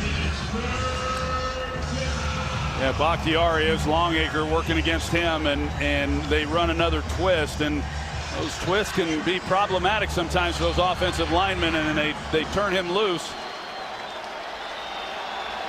Valdes-Scantling, he was running a slant route. Coverage was a little tight on him. I just thought with the one-on-one look that Rodgers might like that to a guy who can really run. The only other 3rd and 2 we've seen the Packers face with today, they threw the ball. Ready, go. And they're going to throw it 3rd and 2 here. And there is Aaron Donald. That play seemed to take forever to develop for Green Bay. Donald coming off a 4-sack performance a week ago, leads the league now with 9. Well, like I said, you just can't count him out. Initially, you see Cobb. Rodgers wanted him to come across, but then Cobb looks up and he sees the play clock. It was winding down to it was 2 seconds at the time that he was pointing up at the clock. And so it just broke everything down, and then the pressure inside. 53-yard try for Crosby. Well, that ball's hammered. Goodness gracious. Perfect kicking conditions. But Crosby getting 3. Rodgers frustrated. It's not 6, but it's a 5-point lead. Big sports day here in the greater Los Angeles area. Our aerial coverage brought to you by State Farm. Coming up later tonight on Fox, Game 5 of the World Series. Just up the road at Dodger Stadium. The Rams have not lost all season through the front 7. But trail 13-8. Let's hear from some of the players getting ready for Game 5. Hey Rams fans, I know you like football, but how about some baseball? It's Game 5 of the World Series next. So stick around after the game. You won't want to miss it. Clayton Kershaw, David Price, pair of left-handers going toe-to-toe tonight.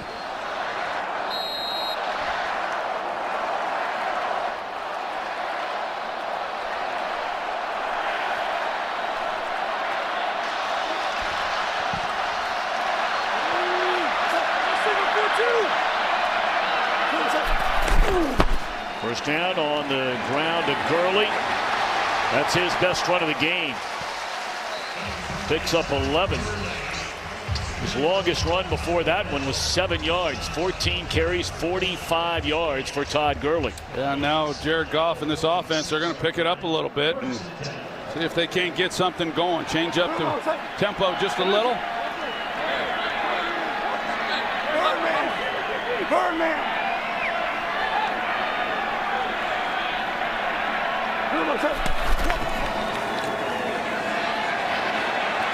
Goff just throws it away, nothing there.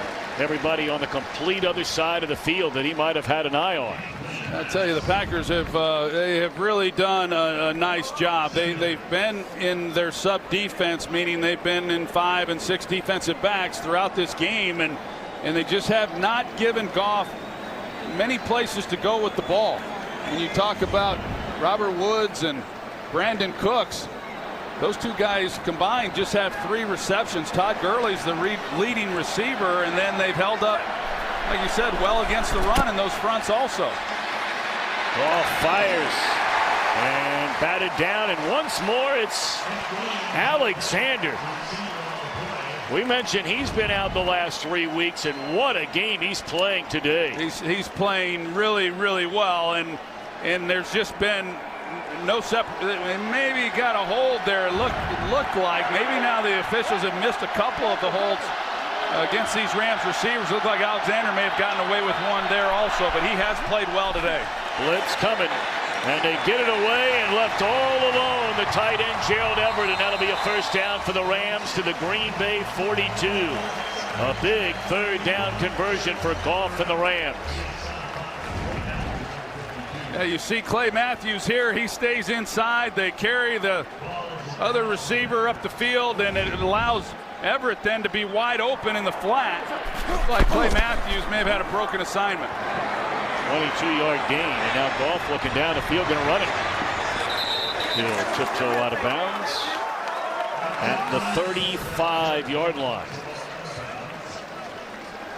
Like I say, the Packers really have done a nice job defensively in coverage and in run defense. Just overall, Mike Pettine's got to be pretty excited. But like I said, this as we know, this offense is so explosive and have such big playability from so many guys that you never really can just exhale and feel comfortable about anything. John, out here.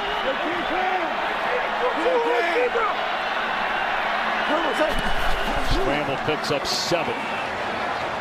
And Gurley will barrel his way to the 31, run out of bounds, and that'll be a Rams first down. 7:41 to play in the third.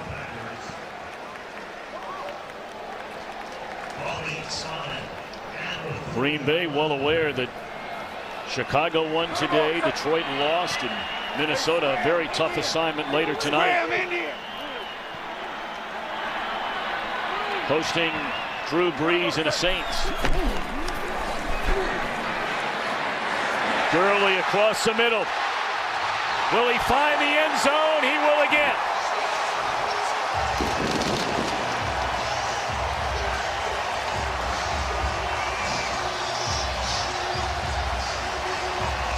"11 straight games with a touchdown for Gurley, which ties a Rams franchise record with Wisconsin native Elroy Crazy Legs Hirsch."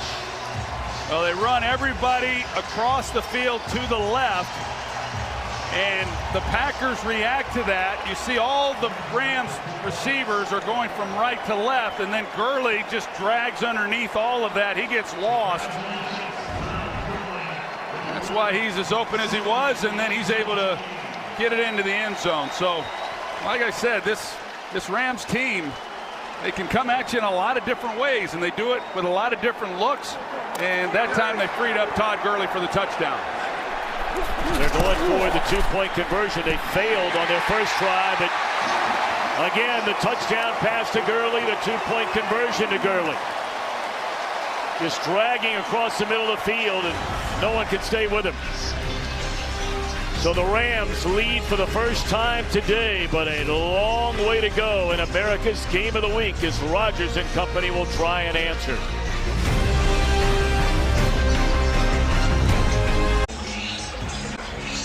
"11 straight games with a touchdown." We mentioned Elroy Hirsch. He grew up in Wausau, Wisconsin, actually started his collegiate career in Madison with the Badgers and enlisted in the Marine Corps in 1943. And they say he embraced the nickname because Crazy Legs is anything better than Elroy. Chopped down at the 21-yard line. There's a lot of Elroys out there. You got that not right. Happy about that. No, well, they can take that up with him. I'm just repeating what Crazy Legs Hirsch had to say. All right, Rodgers and company now. Jumped out in front if you're just joining us, 10-0. Did not score again. All that occurred in the opening quarter. Did not score again until that 52-yard field goal by Crosby on their last drive. Playing against this Rams team, though, kicking field goals is sort of like playing par. It's going to be hard to win if you're not shooting birdie. Well, not in the games that I play in. Par win, you know. All right, all right. Well, we'll see what they're able to get going. It's been tough sledding here after the first quarter. And that's something they haven't done since the first quarter, is try to run the football. Jamal Williams, a good game. Packers have really struggled on the road, averaging just 20 points per game. They lost their last road game. That was in Detroit. Scored a lot more points, won the turnover battle. Had the one tie, of course, against Minnesota. That was at Lambeau Field. And starting with today, they better change that because 4 of 5, including this one, will be on the road.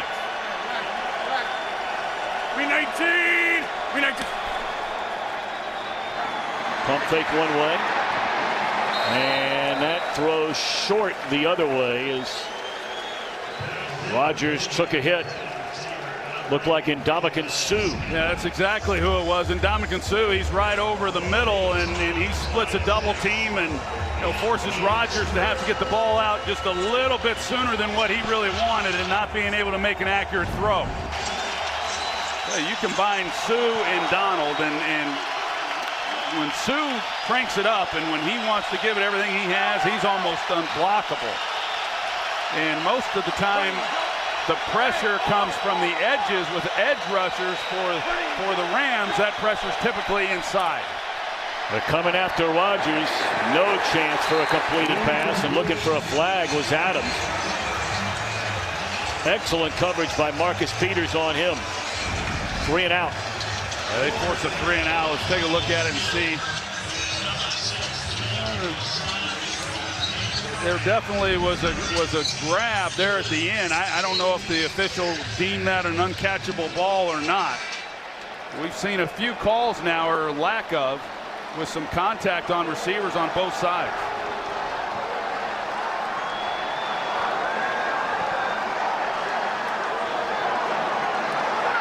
Should be good field position, as momentum clearly is favoring the Rams. Very short punt here by Scott, but it will take a favorable bounce for Green Bay and be down at the 34-yard line. Well, it was Green Bay's defense early on.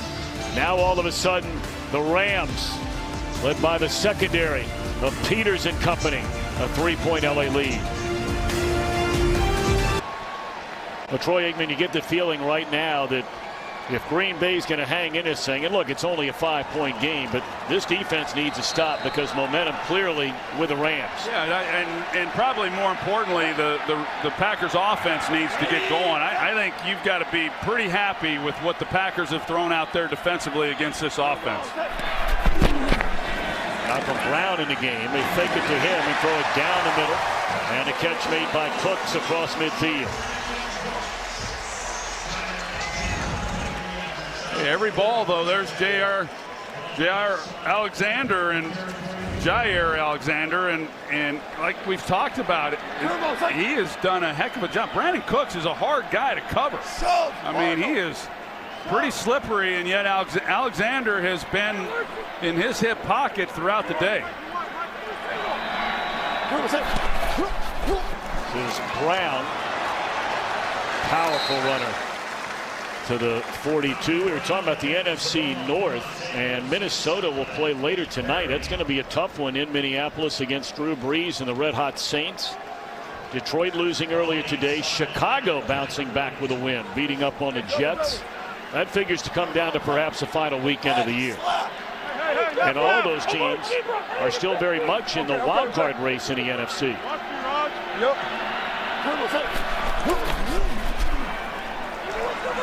Goff throws incomplete. Whitehead along with Alexander in coverage of Cooks. It'll bring up 3rd down. Yeah, really nice job of coverage because Jared Goff, he had plenty of time. This, we talk about the offensive line for the Los Angeles Rams. It's a pretty impressive group. They were able to go out 2 years ago and bring in Andrew Whitworth, and then of course John Sullivan at center, and to go along with what they already had in Saffold and Rob Havenstein, and they've been solid. Whitworth's been a great player for a long time. He did not reach his first Pro Bowl until his 8th year in the league. He could have been to about 5 of them before then. Wide open is Woods, and he is wrapped up and dropped for a first down at the 30-yard line. Well, they bring the blitz late. Tramon Williams, you see him there at the top. Here he comes, and when you, first of all, when you bring the blitz that late, you're generally not going to get home.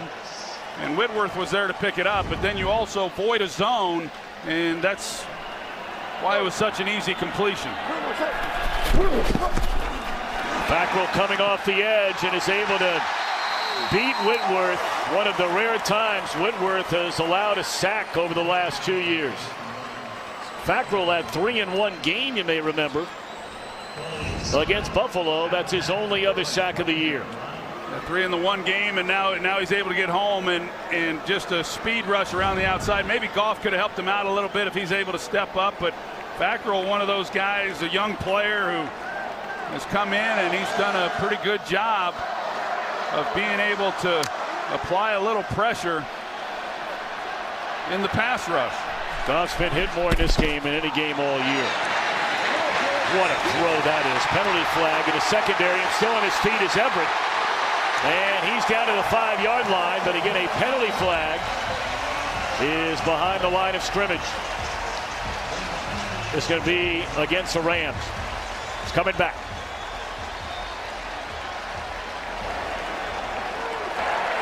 Illegal shift by the offense. Number 17 was not set before the snap. It's a 5-yard penalty. We play second down. And wipes out a 29-yard gain. At the top right here, he just didn't get set. It's been close a few times, mostly down around the goal line. When they've broken the huddle, they've gotten up there real quick, and they've snapped the ball, and they do that a lot. You know, to get a defense off balance, and yet Goff, that's on Goff. He has to make sure that his guys are set long enough so that they don't get called for that.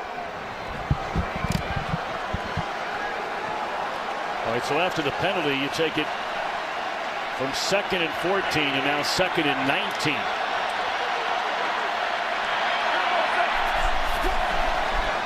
Blitz coming late again. And it is very close to a first down on a completed pass to Woods. Clinton Dix in coverage along with Tramon Williams. Well, Tramon Williams is trying to run with him, and that's just it's a perfectly thrown ball by Goff. You got man coverage with safety help, and Tramon Williams just not able to keep up with Woods. So a big gain there to overcome a long down situation. Williams appeared to be hurt, and he's staying in the game. And Goff rolling, run out of bounds by Gilbert. I'm surprised that they did not pick up on that right away and go after Williams. He was limping and limping badly after making that tackle of Woods. Appears to be a little better right now.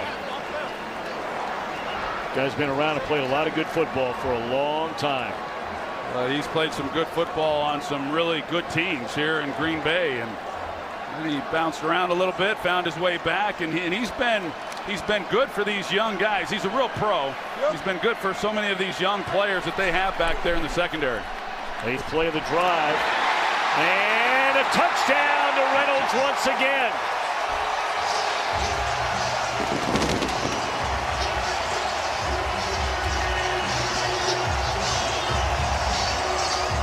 One career touchdown coming into this game for Reynolds, and the only reason he's in there is due to the injury to Cooper Kupp, and he has a pair of scores today. And he, like the others, runs an excellent route. You're going to see the job that he does of just getting inside and giving his quarterback. A lot of times these guys, when they run that dig route, they'll round it off and they don't come flat when they come out of the break, but Reynolds able to work around the defender, a perfectly anticipated throw by Goff, and the Rams are starting to get it going. Point after is good. Rams were shut out in a quarter for just the 4th time this entire year. They wound up getting 8 points in the second quarter, and they're coming after him here in the second half. Yeah, it's really crisp, it's clean, and it's just part of what makes this passing game so effective. And as we've talked about, I mean, the Packers, yes, the last couple possessions, the Rams have been able to go down and come away with points, and you just can't hold this team down for that long. And so the burden becomes on the Packers offensively. They've got to, it's not about their defense having to constantly hold the score down. At some point, the Packers, they've got to be able to go score some points and make it a ball game.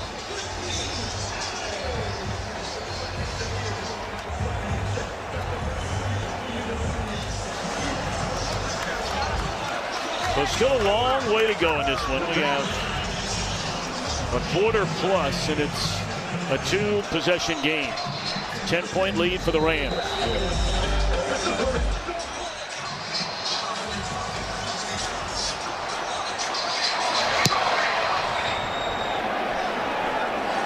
Hammer through the back of the end zone by Zuerlein, and bring you up to date on what else has gone on here in Week 8. Earlier today, the Eagles back to 500, rolling over a slumping Jacksonville team in London. The Seahawks, a big road win, staying very much in the thick of things. And the Chiefs put up 30 more today, holding off Denver. Kansas City going to 7-1 on the year. Rams, the only unbeaten team in the NFL. Yeah, 21. New Orleans has one loss. Carolina, big time win today over Baltimore. 2-6. Ready, go. Jones met at the line of scrimmage, not much there. No, not much there. Aaron Donald taking a little break on the sidelines and thinking maybe they might be able to run one right through there, but they're still in Ndamukong Suh and they don't get anything. Packers coming into this game and had better than 521 yards of offense in their last 2 games. That tied an NFL record. And it looked like they would pile up big yards in this game in the opening quarter. Ready, go, go. But this Rams defense is in total shutdown mode right there, and that's incomplete on 2nd down. With an eye on Jimmy Graham. Yeah, Troy Hill, he's the one who's able to come up and make a play on it, and they might catch. Well, Rodgers wasn't able to do it. They caught the Rams. They were substituting. The Packers had some personnel issues of their own, and right now both teams trying to sort it out. Yeah, the Rams had a player come sprinting off the field, but that left them with only 10. That's what's happening over there on the Packers sidelines also. You got Aaron Jones, and that's why Rodgers wasn't able to catch him. And now the Rams are going to spend a timeout because they're trying to run Aaron Donald on the field. Well, I think both teams were trying to run different people on the field, and it was just the Rams who ended up calling the timeout, but Packers were in no better shape than they were. Well, you'll be staying on your own home turf up and down the California coast here, Mr. Aikman, because on Thursday night you'll make your way to the Bay Area. Yes, we will. Raiders taking on the 49ers. It all begins at 7:30 Eastern on Fox, the NFL Network, and streaming on Prime Video. Thursday Night Football. It's been a long time since I've gotten a chance to call an Oakland Raiders game, so I'm looking forward to that, and looking forward to watching Derek Carr play. I've not had a chance to watch him play live, and of course John Gruden, and a lot of things to talk about as far as what's happening with that organization right now. Good luck hunting for something good. No, we don't have to go there. Well, we don't. Ready, go. Rodgers gets out of trouble, and there's Davante Adams. A first down to the 32-yard line. Oh, did the Packers need that one? And more times than not, it has been Adams when they need a play. Well, they call this kind of a 48 combination. Once you get the inside receiver going vertical, it takes the safety out of it, and then you're just one-on-one on the outside with the corner. In this case, Marcus Peters. And Davante Adams has all kinds of room, and even with Rodgers having to move around within the pocket, he delivers a perfect ball. Ready, go. Only 3 catches, but nearly 100 yards for Adams. Back shoulder throw there. Intended for Cobb. Incomplete. You can see the inside receiver look like Randall Cobb, who releases vertically and ties up that safety right here. That was on the last play there. The deep ball to Davante Adams. He was up the field, but here they come back trying to sneak one into Cobb up the sideline. Adams sitting down on the 2nd down and 10 after that 41-yard reception. Ready, go, go. Little delay and big running room. And headed to the end zone is Aaron Jones. And how about the block delivered by the former Ohio State Buckeye Corey Linsley to spring Jones loose.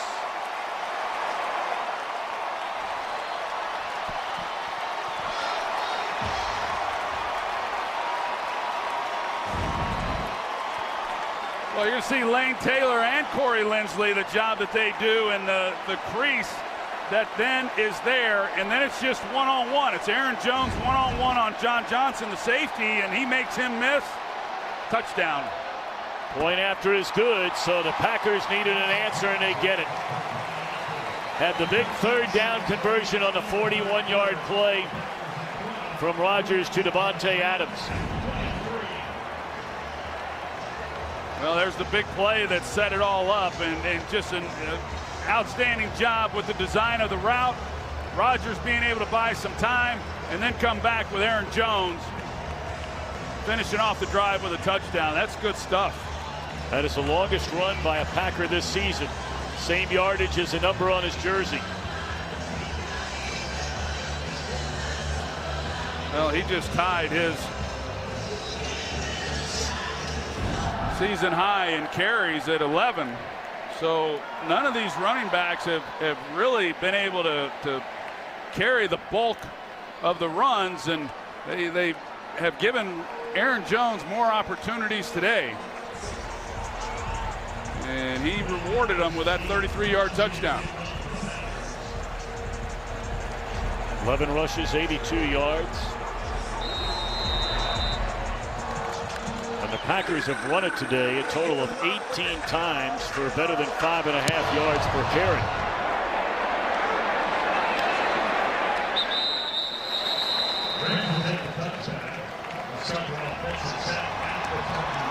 So now the pendulum swings the other way as the Packers get a much-needed touchdown to make it a 3-point game with more than a quarter to go here at the Coliseum. Well, the Rams offensively, as we've seen, they've started to heat up. They've got some momentum behind them, and the Packers defensively are starting to get on their heels. That, yeah, it was obviously imperative that the Packers start to do something of their own on the offensive side of the ball, and they cap it off with a touchdown and get right back in this game.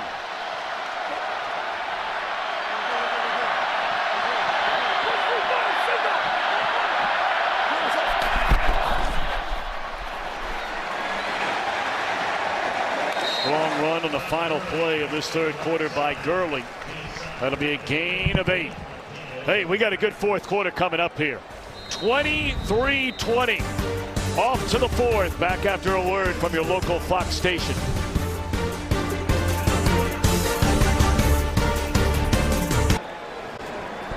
We'll try to keep players in the shade on that Packers sideline. We better have some strong shoulders if you sit there and hold that thing up.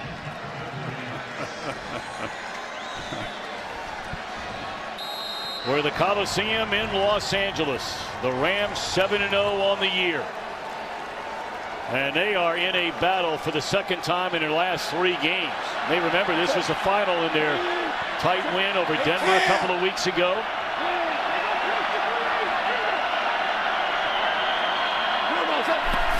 Second down and a yard. And Gurley does not get there. He may have lost a yard. Clay Matthews, a Agoura Hills, California native. Of course, started collegiately right here in the Coliseum for the Southern California Trojans. Third down, quick snap. Goff gets it away. Right at the stick. It is good enough for a first down for Robert Woods.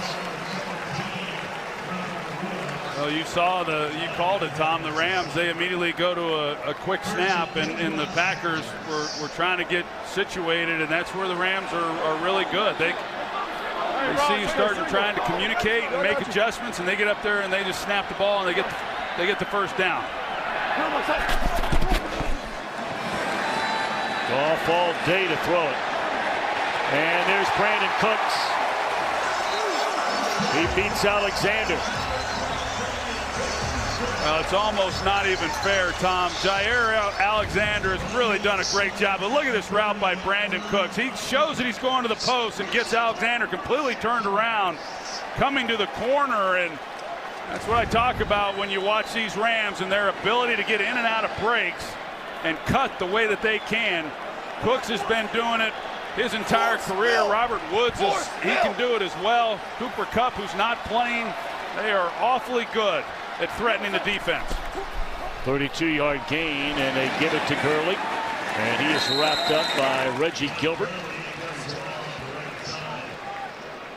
Ball the 30-yard line.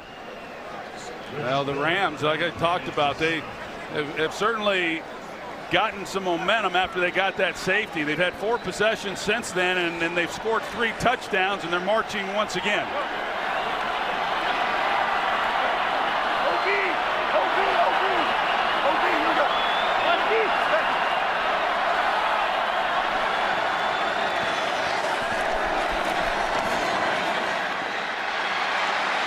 Goff will run it, and he'll step out of bounds after about a 3-yard gain. So to bring up a 3rd down, this is a, and granted we still have, you know, almost an entire quarter to play, but the difference right now for Green Bay between holding the Rams to a field goal try and keeping this drive alive with a chance for 6 is huge. No doubt. No doubt. These 3rd downs become big, even bigger as you move through this game. And right now, this certainly could be the difference in 3 points or 7. They've converted their last 3. They're 6 of 13. Are the Rams on 3rd down? 4-man rush. And Goff dumps it off to Gurley, but an excellent open field tackle. The combination of King and Blake Martinez. Well, just good coverage all the way around. You see Goff, he had to get through his entire progression, and then he comes down to Todd Gurley on the check down. He starts to his left where he's wanting to go with the football, not there. He comes back to the check down, and just a great job by the Packers, and Martinez reacting up and making the tackle. 43-yard try by Zuerlein, who returned last week from the injured groin. And it is good. Among the very best with Greg Zuerlein. 6-point game, 11:39 to go. A good one in LA.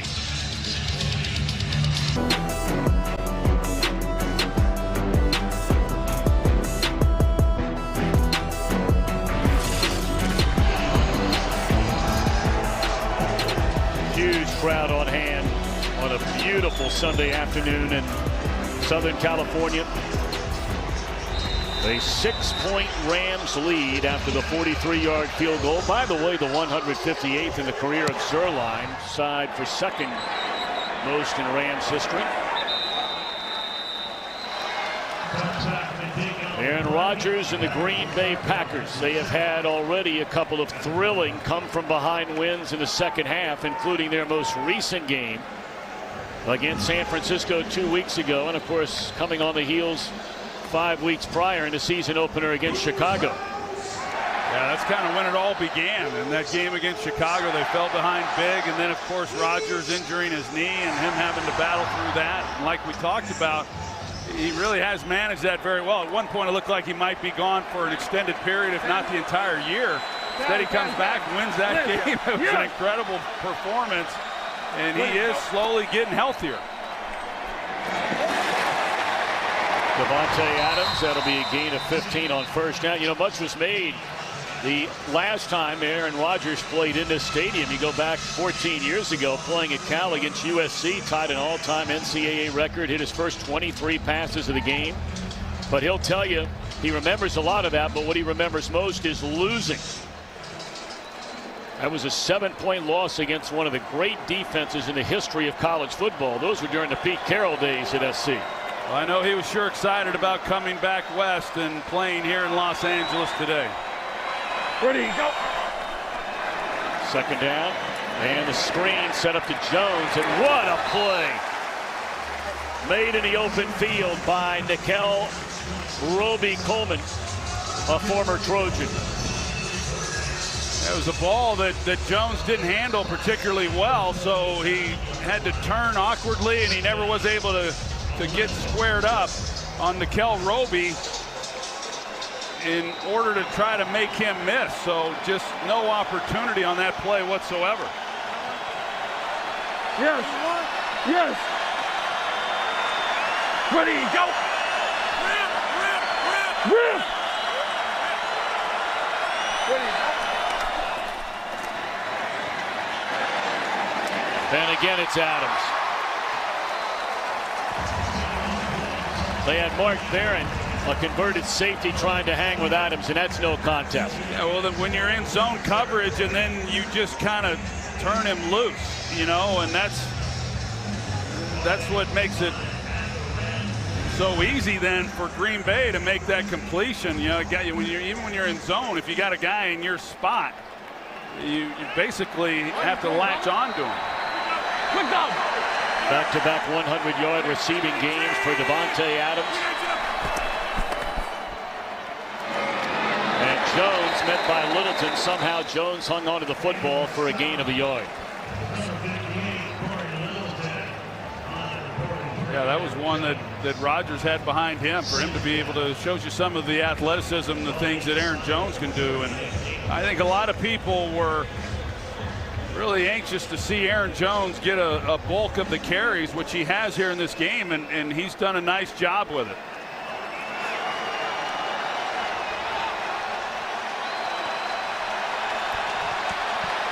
Second down and 9 at the Rams 40. Blitz coming. Rodgers to a wide open receiver is Valdez-Scantling, and the Packers get a touchdown.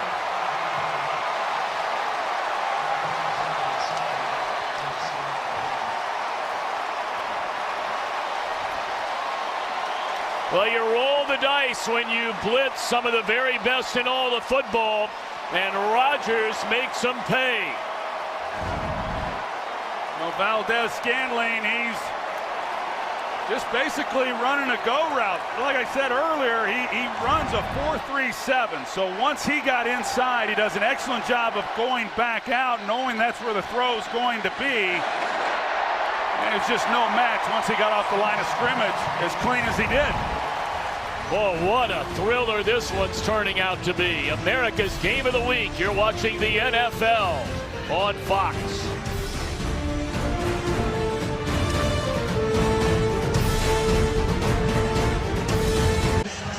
Aaron Rodgers, how'd you call it there, Cowboy?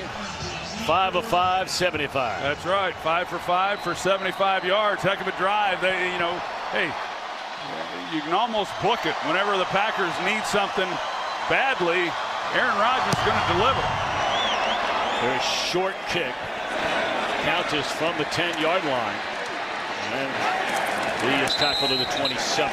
Let's go back to the touchdown. Yeah, Troy Hill is the one in coverage, and you're going to see that he comes up. He wants to try to get a jam on Valdez-Scantling, but he just misses. And with the speed, like I said, you're not going to be able to make that up. So that's the challenge when you come up and press a guy with that kind of speed. Yeah, sometimes these young players struggle with press coverage, but man, if you miss, you're in a lot of trouble, and you're giving up a big play, which they did.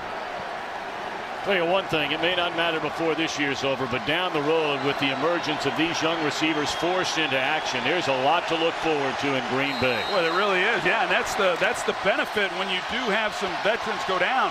You don't like it at the time, but I think that both him and St. Brown came in and did some really nice things, and that will only make them better down the road. That's Gurley, and a late flag comes in after an 8-yard pickup, and the Packers are pointing the Rams' way. But of course the Rams are doing the same thing the other way. Well, that flag came in from a long way away. Holding. Defense, number 97. 5-yard penalty added to the end of the play. Automatic first down. That's a big fella, Kenny Clark, out of UCLA. Take a look and see what he did there, number 97, and they're saying that he held Austin Blythe, which they do. There's the hold, and these guys get pretty good at it, and they keep the offensive linemen from being able to get to the second level and make blocks. Kenny Clark is, like we talked about, obviously a really good player, but he's had a heck of a game here today. He has been in the middle of a lot of action. Oh, yes, yeah.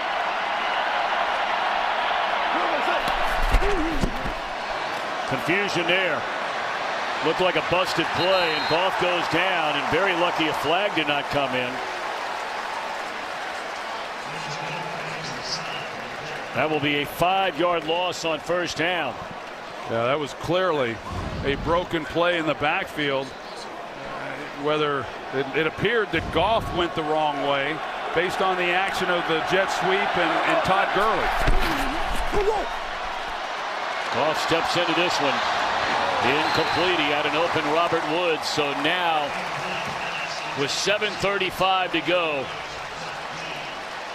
a very important 3rd down and 15 upcoming for the Los Angeles Rams. Yeah, and this is very much a pro-Green Bay Packer crowd in Los Angeles today. Well, that's a throw, like I said earlier, that occasionally just gets away from Goff, because you're right. He had a wide open Robert Woods that would have been a first down. And we've seen Mike Pettin in this game. He does like to bring pressure. And is he willing to bring pressure and then maybe isolate someone one-on-one? We'll find out after this break.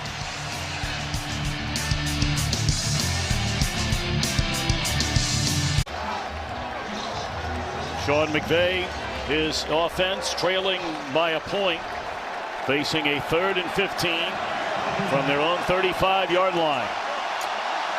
We'll see what Mike Pettin wants to do, if he's going to play coverage or if he's going to come after young Jared Goff. Well, they're showing blitz, doesn't mean they are blitzing. But They might come from here. Martinez, Matthews, Whitehead. Goff in trouble, and down he goes in the arms of the former Trojan Clay Matthews.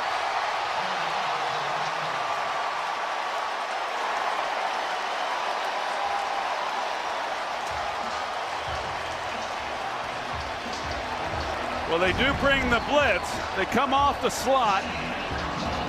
But the guy who really made it happen for them was Mike Daniels in the middle. Because you're going to see right here in the middle of the screen the pressure there. Otherwise, if Goff had been able to just step up, he had an open receiver down the field. But Daniels is the one who forced him to really run out of the pocket and try to get what he could. The ball bounced out of bounds at the 23-yard line. Clay Matthews had a pretty quiet year until these last couple of weeks, and now sacked in back-to-back games. Yeah, it's a great job of Clay Matthews coming off and recognizing where the quarterback was going and coming in and collapsing and then making a play. Like I said, there was good pressure. I think Sean McVay anticipating blitz. They actually blocked it up pretty good, but they had a body for a body. It's just that the pressure in the middle forced Goff to leave the pocket, and then, of course, Clay Matthews collapses. Aaron Rodgers, 18 of 29 with a touchdown, 5 for 5 on their most recent drive to take the 1-point lead. Ready, go. And he'll throw it on first down. Blitz coming, and had to get rid of it in a hurry looking at Montgomery. You know, there are money drives where you're trying to come from behind and win a game, and Rodgers has done it as well as anybody in the history of the game, including last weekend. But then there are money drives, Troy, to seal a game. And granted, you still have a long way to go at 6:45, but you'd love to come away with some points and force the Rams at the very minimum to have to beat you with a touchdown. Well, that's right, and that's why I think that with Aaron Rodgers, whether he's playing from a deficit or playing from a lead, this guy understands situational football as well as anybody. He knows how to take time off the clock, and we'll see right now what they want to do and whether or not they're able to move the chains on this drive. Well, they threw it on first down. They run it on second down, and up to the 25-yard line is Aaron Jones.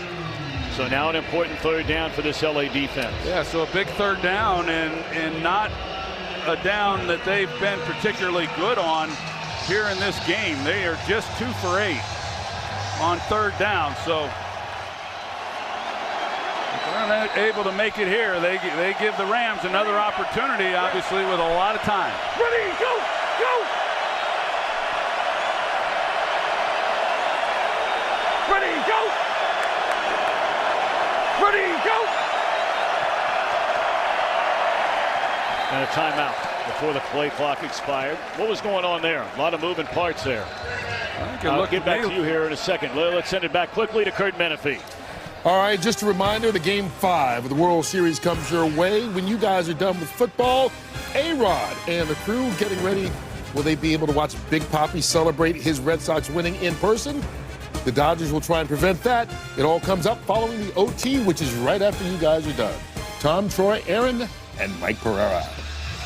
All right, thanks so much, Kurt. What do you think was going on there? Well, it sure looked to me, Tom, like he was, you could hear him. He's just trying to draw them off sides. I got that part of it, but I'm watching the clock wind down.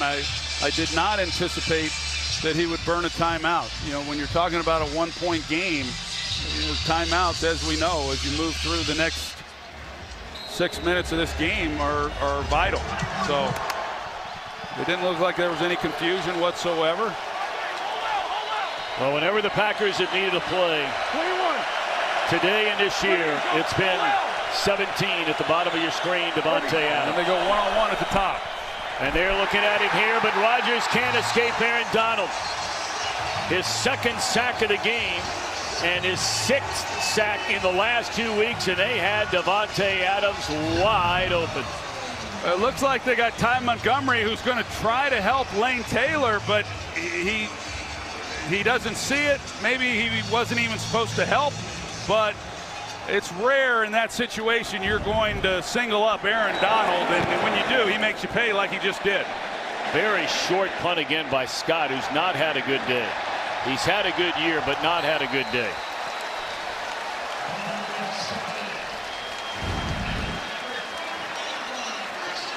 An eternity to play. Frustrated Aaron Rodgers, hoping to convert on that third down. But now again we turn to Jared Goff and the Rams offense, which by and large has really been slowed down here today, but only needing a field goal to take the lead.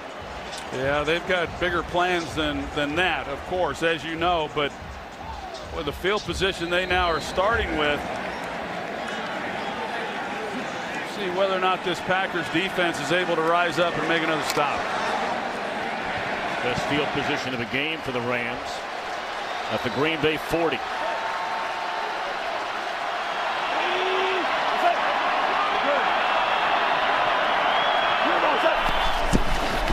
Jet sweep to Cooks. Excellent open field tackle. Jaire Alexander, we've called his name a lot today. Well, that's probably as good as he's been in coverage. This is probably my favorite play of his today. The way that he's able to come up and make a tackle like that. You can see a lot of guys in this league that cover the way he does that won't sacrifice their bodies. That's a great job.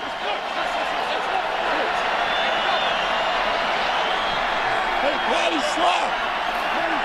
Blown it. Yep. What do you got? Second down and 6. Fake it to Gurley. And Goff throws. And there yet again is the rookie out of Louisville, Alexander. What a performance by Alexander so far today. Well, Jaire Alexander is one of the few people that can truly run with Brandon Cooks. I mean, he's a 4-3 guy himself. So a lot of times when you're running across like that in man coverage, nobody can keep pace with Brandon Cooks. You see it over and over, but Jaire Alexander is one of the rare guys that can, and he's been able to do it throughout this game.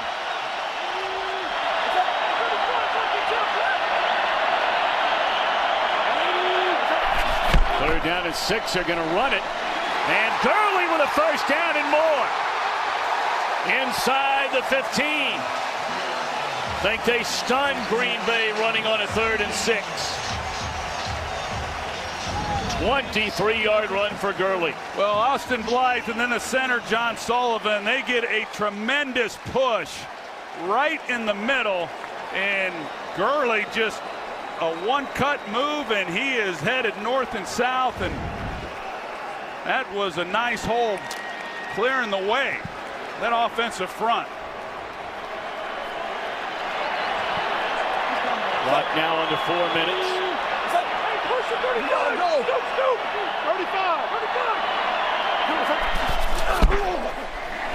Gurley wrapped up by Daniels.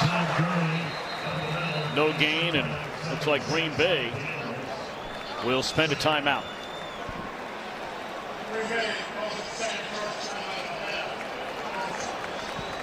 And again, that gets back to what you mentioned a moment ago on that play where you were wondering why Rodgers and the Packers had to call a timeout. Because instead of that being your first, now all of a sudden this is your second and you have one more to go. Yeah, I'll be curious to hear what happened in that situation. It sure sounded like Rodgers was trying to draw the Rams off sides. There was no confusion. There was plenty of time if they had wanted to snap the ball. But yeah, those timeouts are awfully precious in games like this.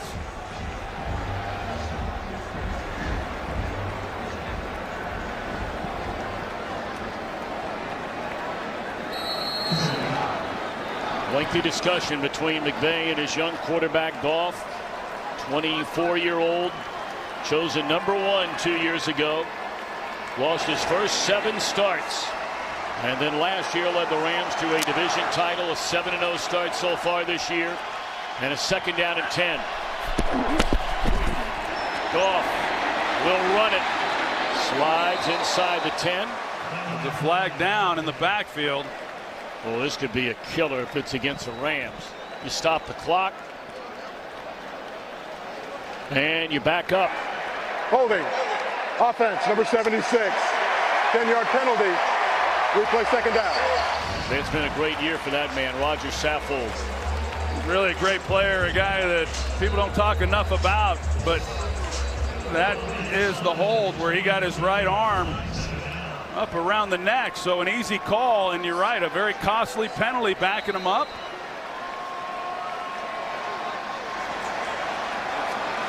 I mean, you not only cost your team yards here, you've also cost another 40 seconds off the clock.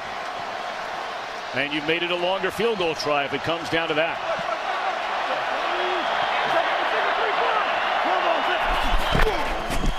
Gurley. He's inside the 20 to the 18-yard line. Clock will continue to run down to 3:24. And a 3rd down and a little longer than 15 coming up. Well, it's 3rd and long, and now Sean McVay, he has a decision to make as to how he wants to handle this, knowing that they're obviously in field goal range. They're 1 point down. You know, do you take a chance? Do you trust your quarterback? The windows are tight down here and trying to pick it up, or do you come out with something quick and think that maybe one of these guys can make someone miss and come up with a big play? They got one-on-one across the board right now. And they're going to run it on 3rd down. So this will be a field goal try. The clock will run down to the 2-minute warning. Or actually about 2 seconds short of it. I think that's certainly going to be discussed, you know, as far as the decision that Sean McVay makes there, and the chances, granted, of converting on 3rd and long are not particularly good, you know, but didn't even take a chance on it and just went the conservative route, said we're in field goal range, let's not mess this thing up. Let's give Zuerlein an opportunity to give us the lead back. 34-yarder, Zuerlein just back from the groin injury, and he just keeps on rolling. Right down the middle. 29-27. 2:05 to go, and that penalty backed him up and really put him behind the chains. Yeah, the hold there by Saffold on Mike Daniels definitely did, and like we talked about, Roger Saffold is a heck of a player. He's a very athletic guy. He's been doing it a long time in his 9th year. 2nd-round pick out of Indiana back in 2010, and he pairs up on that left side with Andrew Whitworth, and they're a talented group, but that was a costly penalty for the veteran left guard.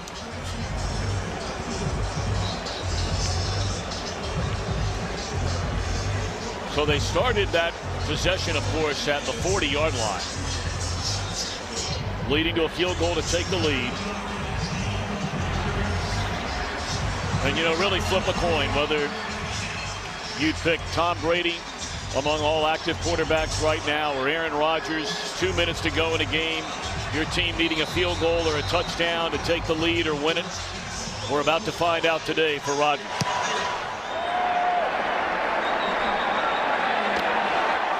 Ty Montgomery decides to bring it out, and the ball is loose.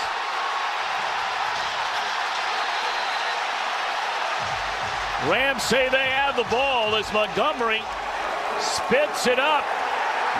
And it's LA football. It looked like Ramik Wilson, a backup linebacker, delivered the big hit on Montgomery. Can you believe that?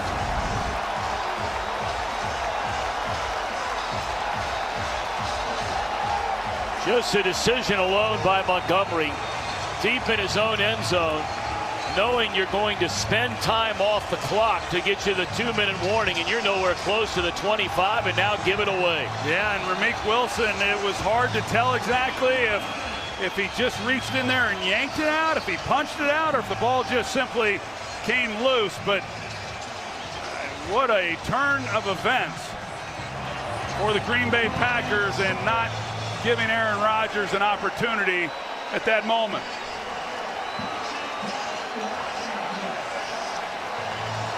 And Montgomery, who's a smart guy, that was just a very bad decision on multiple levels before the fumble ever happened.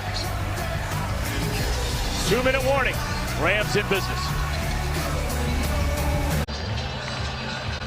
That's a tough feeling over on that sideline for Ty Montgomery after this fumble. Yeah, it doesn't get any lower than that when you're in this situation and you've got one of the best quarterbacks in all of football in the history of our game. And first of all, like you said, to take it out, but then to put it on the ground and give your guy no opportunity whatsoever. That's a empty, sick feeling. Well, you never know what could happen. This one not over yet. Under 2 minutes to go. Green Bay can stop it one time. You'll see a lot of this. They'll stop it immediately. It's a game where the Green Bay defense has really come to play today.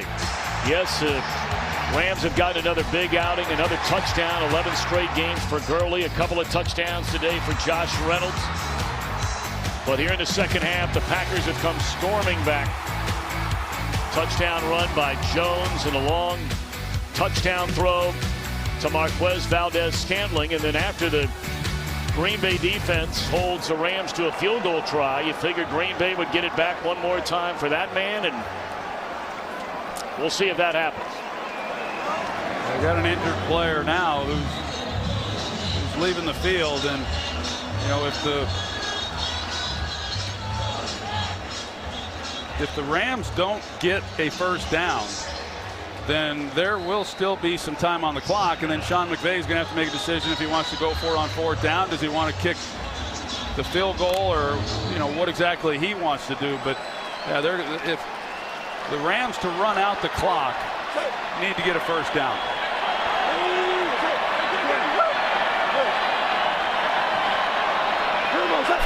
Green Bay out of timeouts, and they hand it off to Reynolds.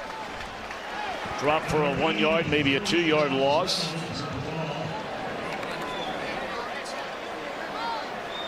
The OT presented by Lowe's coming up, and then of course we'll get you right to Dodger Stadium. Game 5, Red Sox trying to wrap it up over Clayton Kershaw and the Dodgers at Chavez Ravine. Well, they're talking about what might be if they can come up with a stop right here on 3rd down and 10 and force a field goal try. Anything can happen, as we know.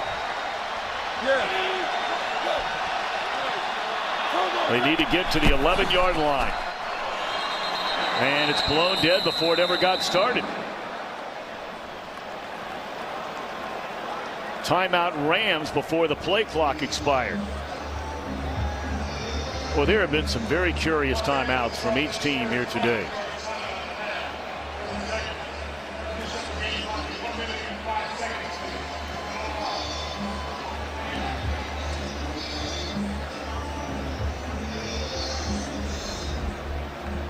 Rodgers has hit on 18 of 30 for 286. Neither quarterback with a turnover. In fact, that turnover by Montgomery a moment ago on a game with very few penalties.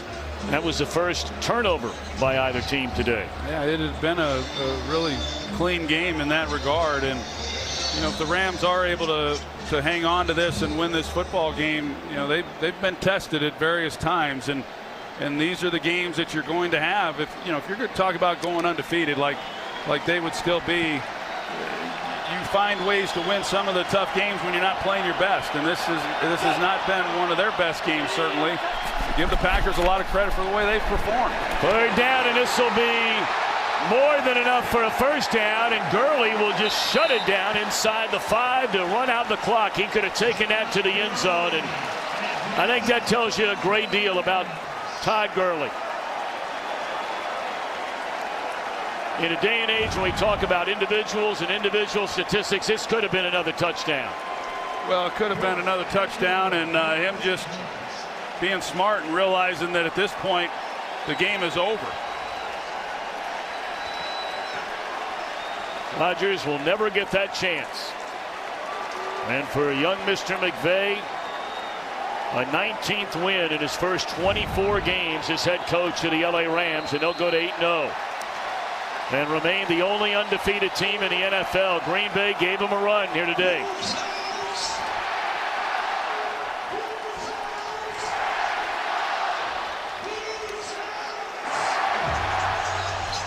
So the late field goal by Zuerlein, a 29-27 win.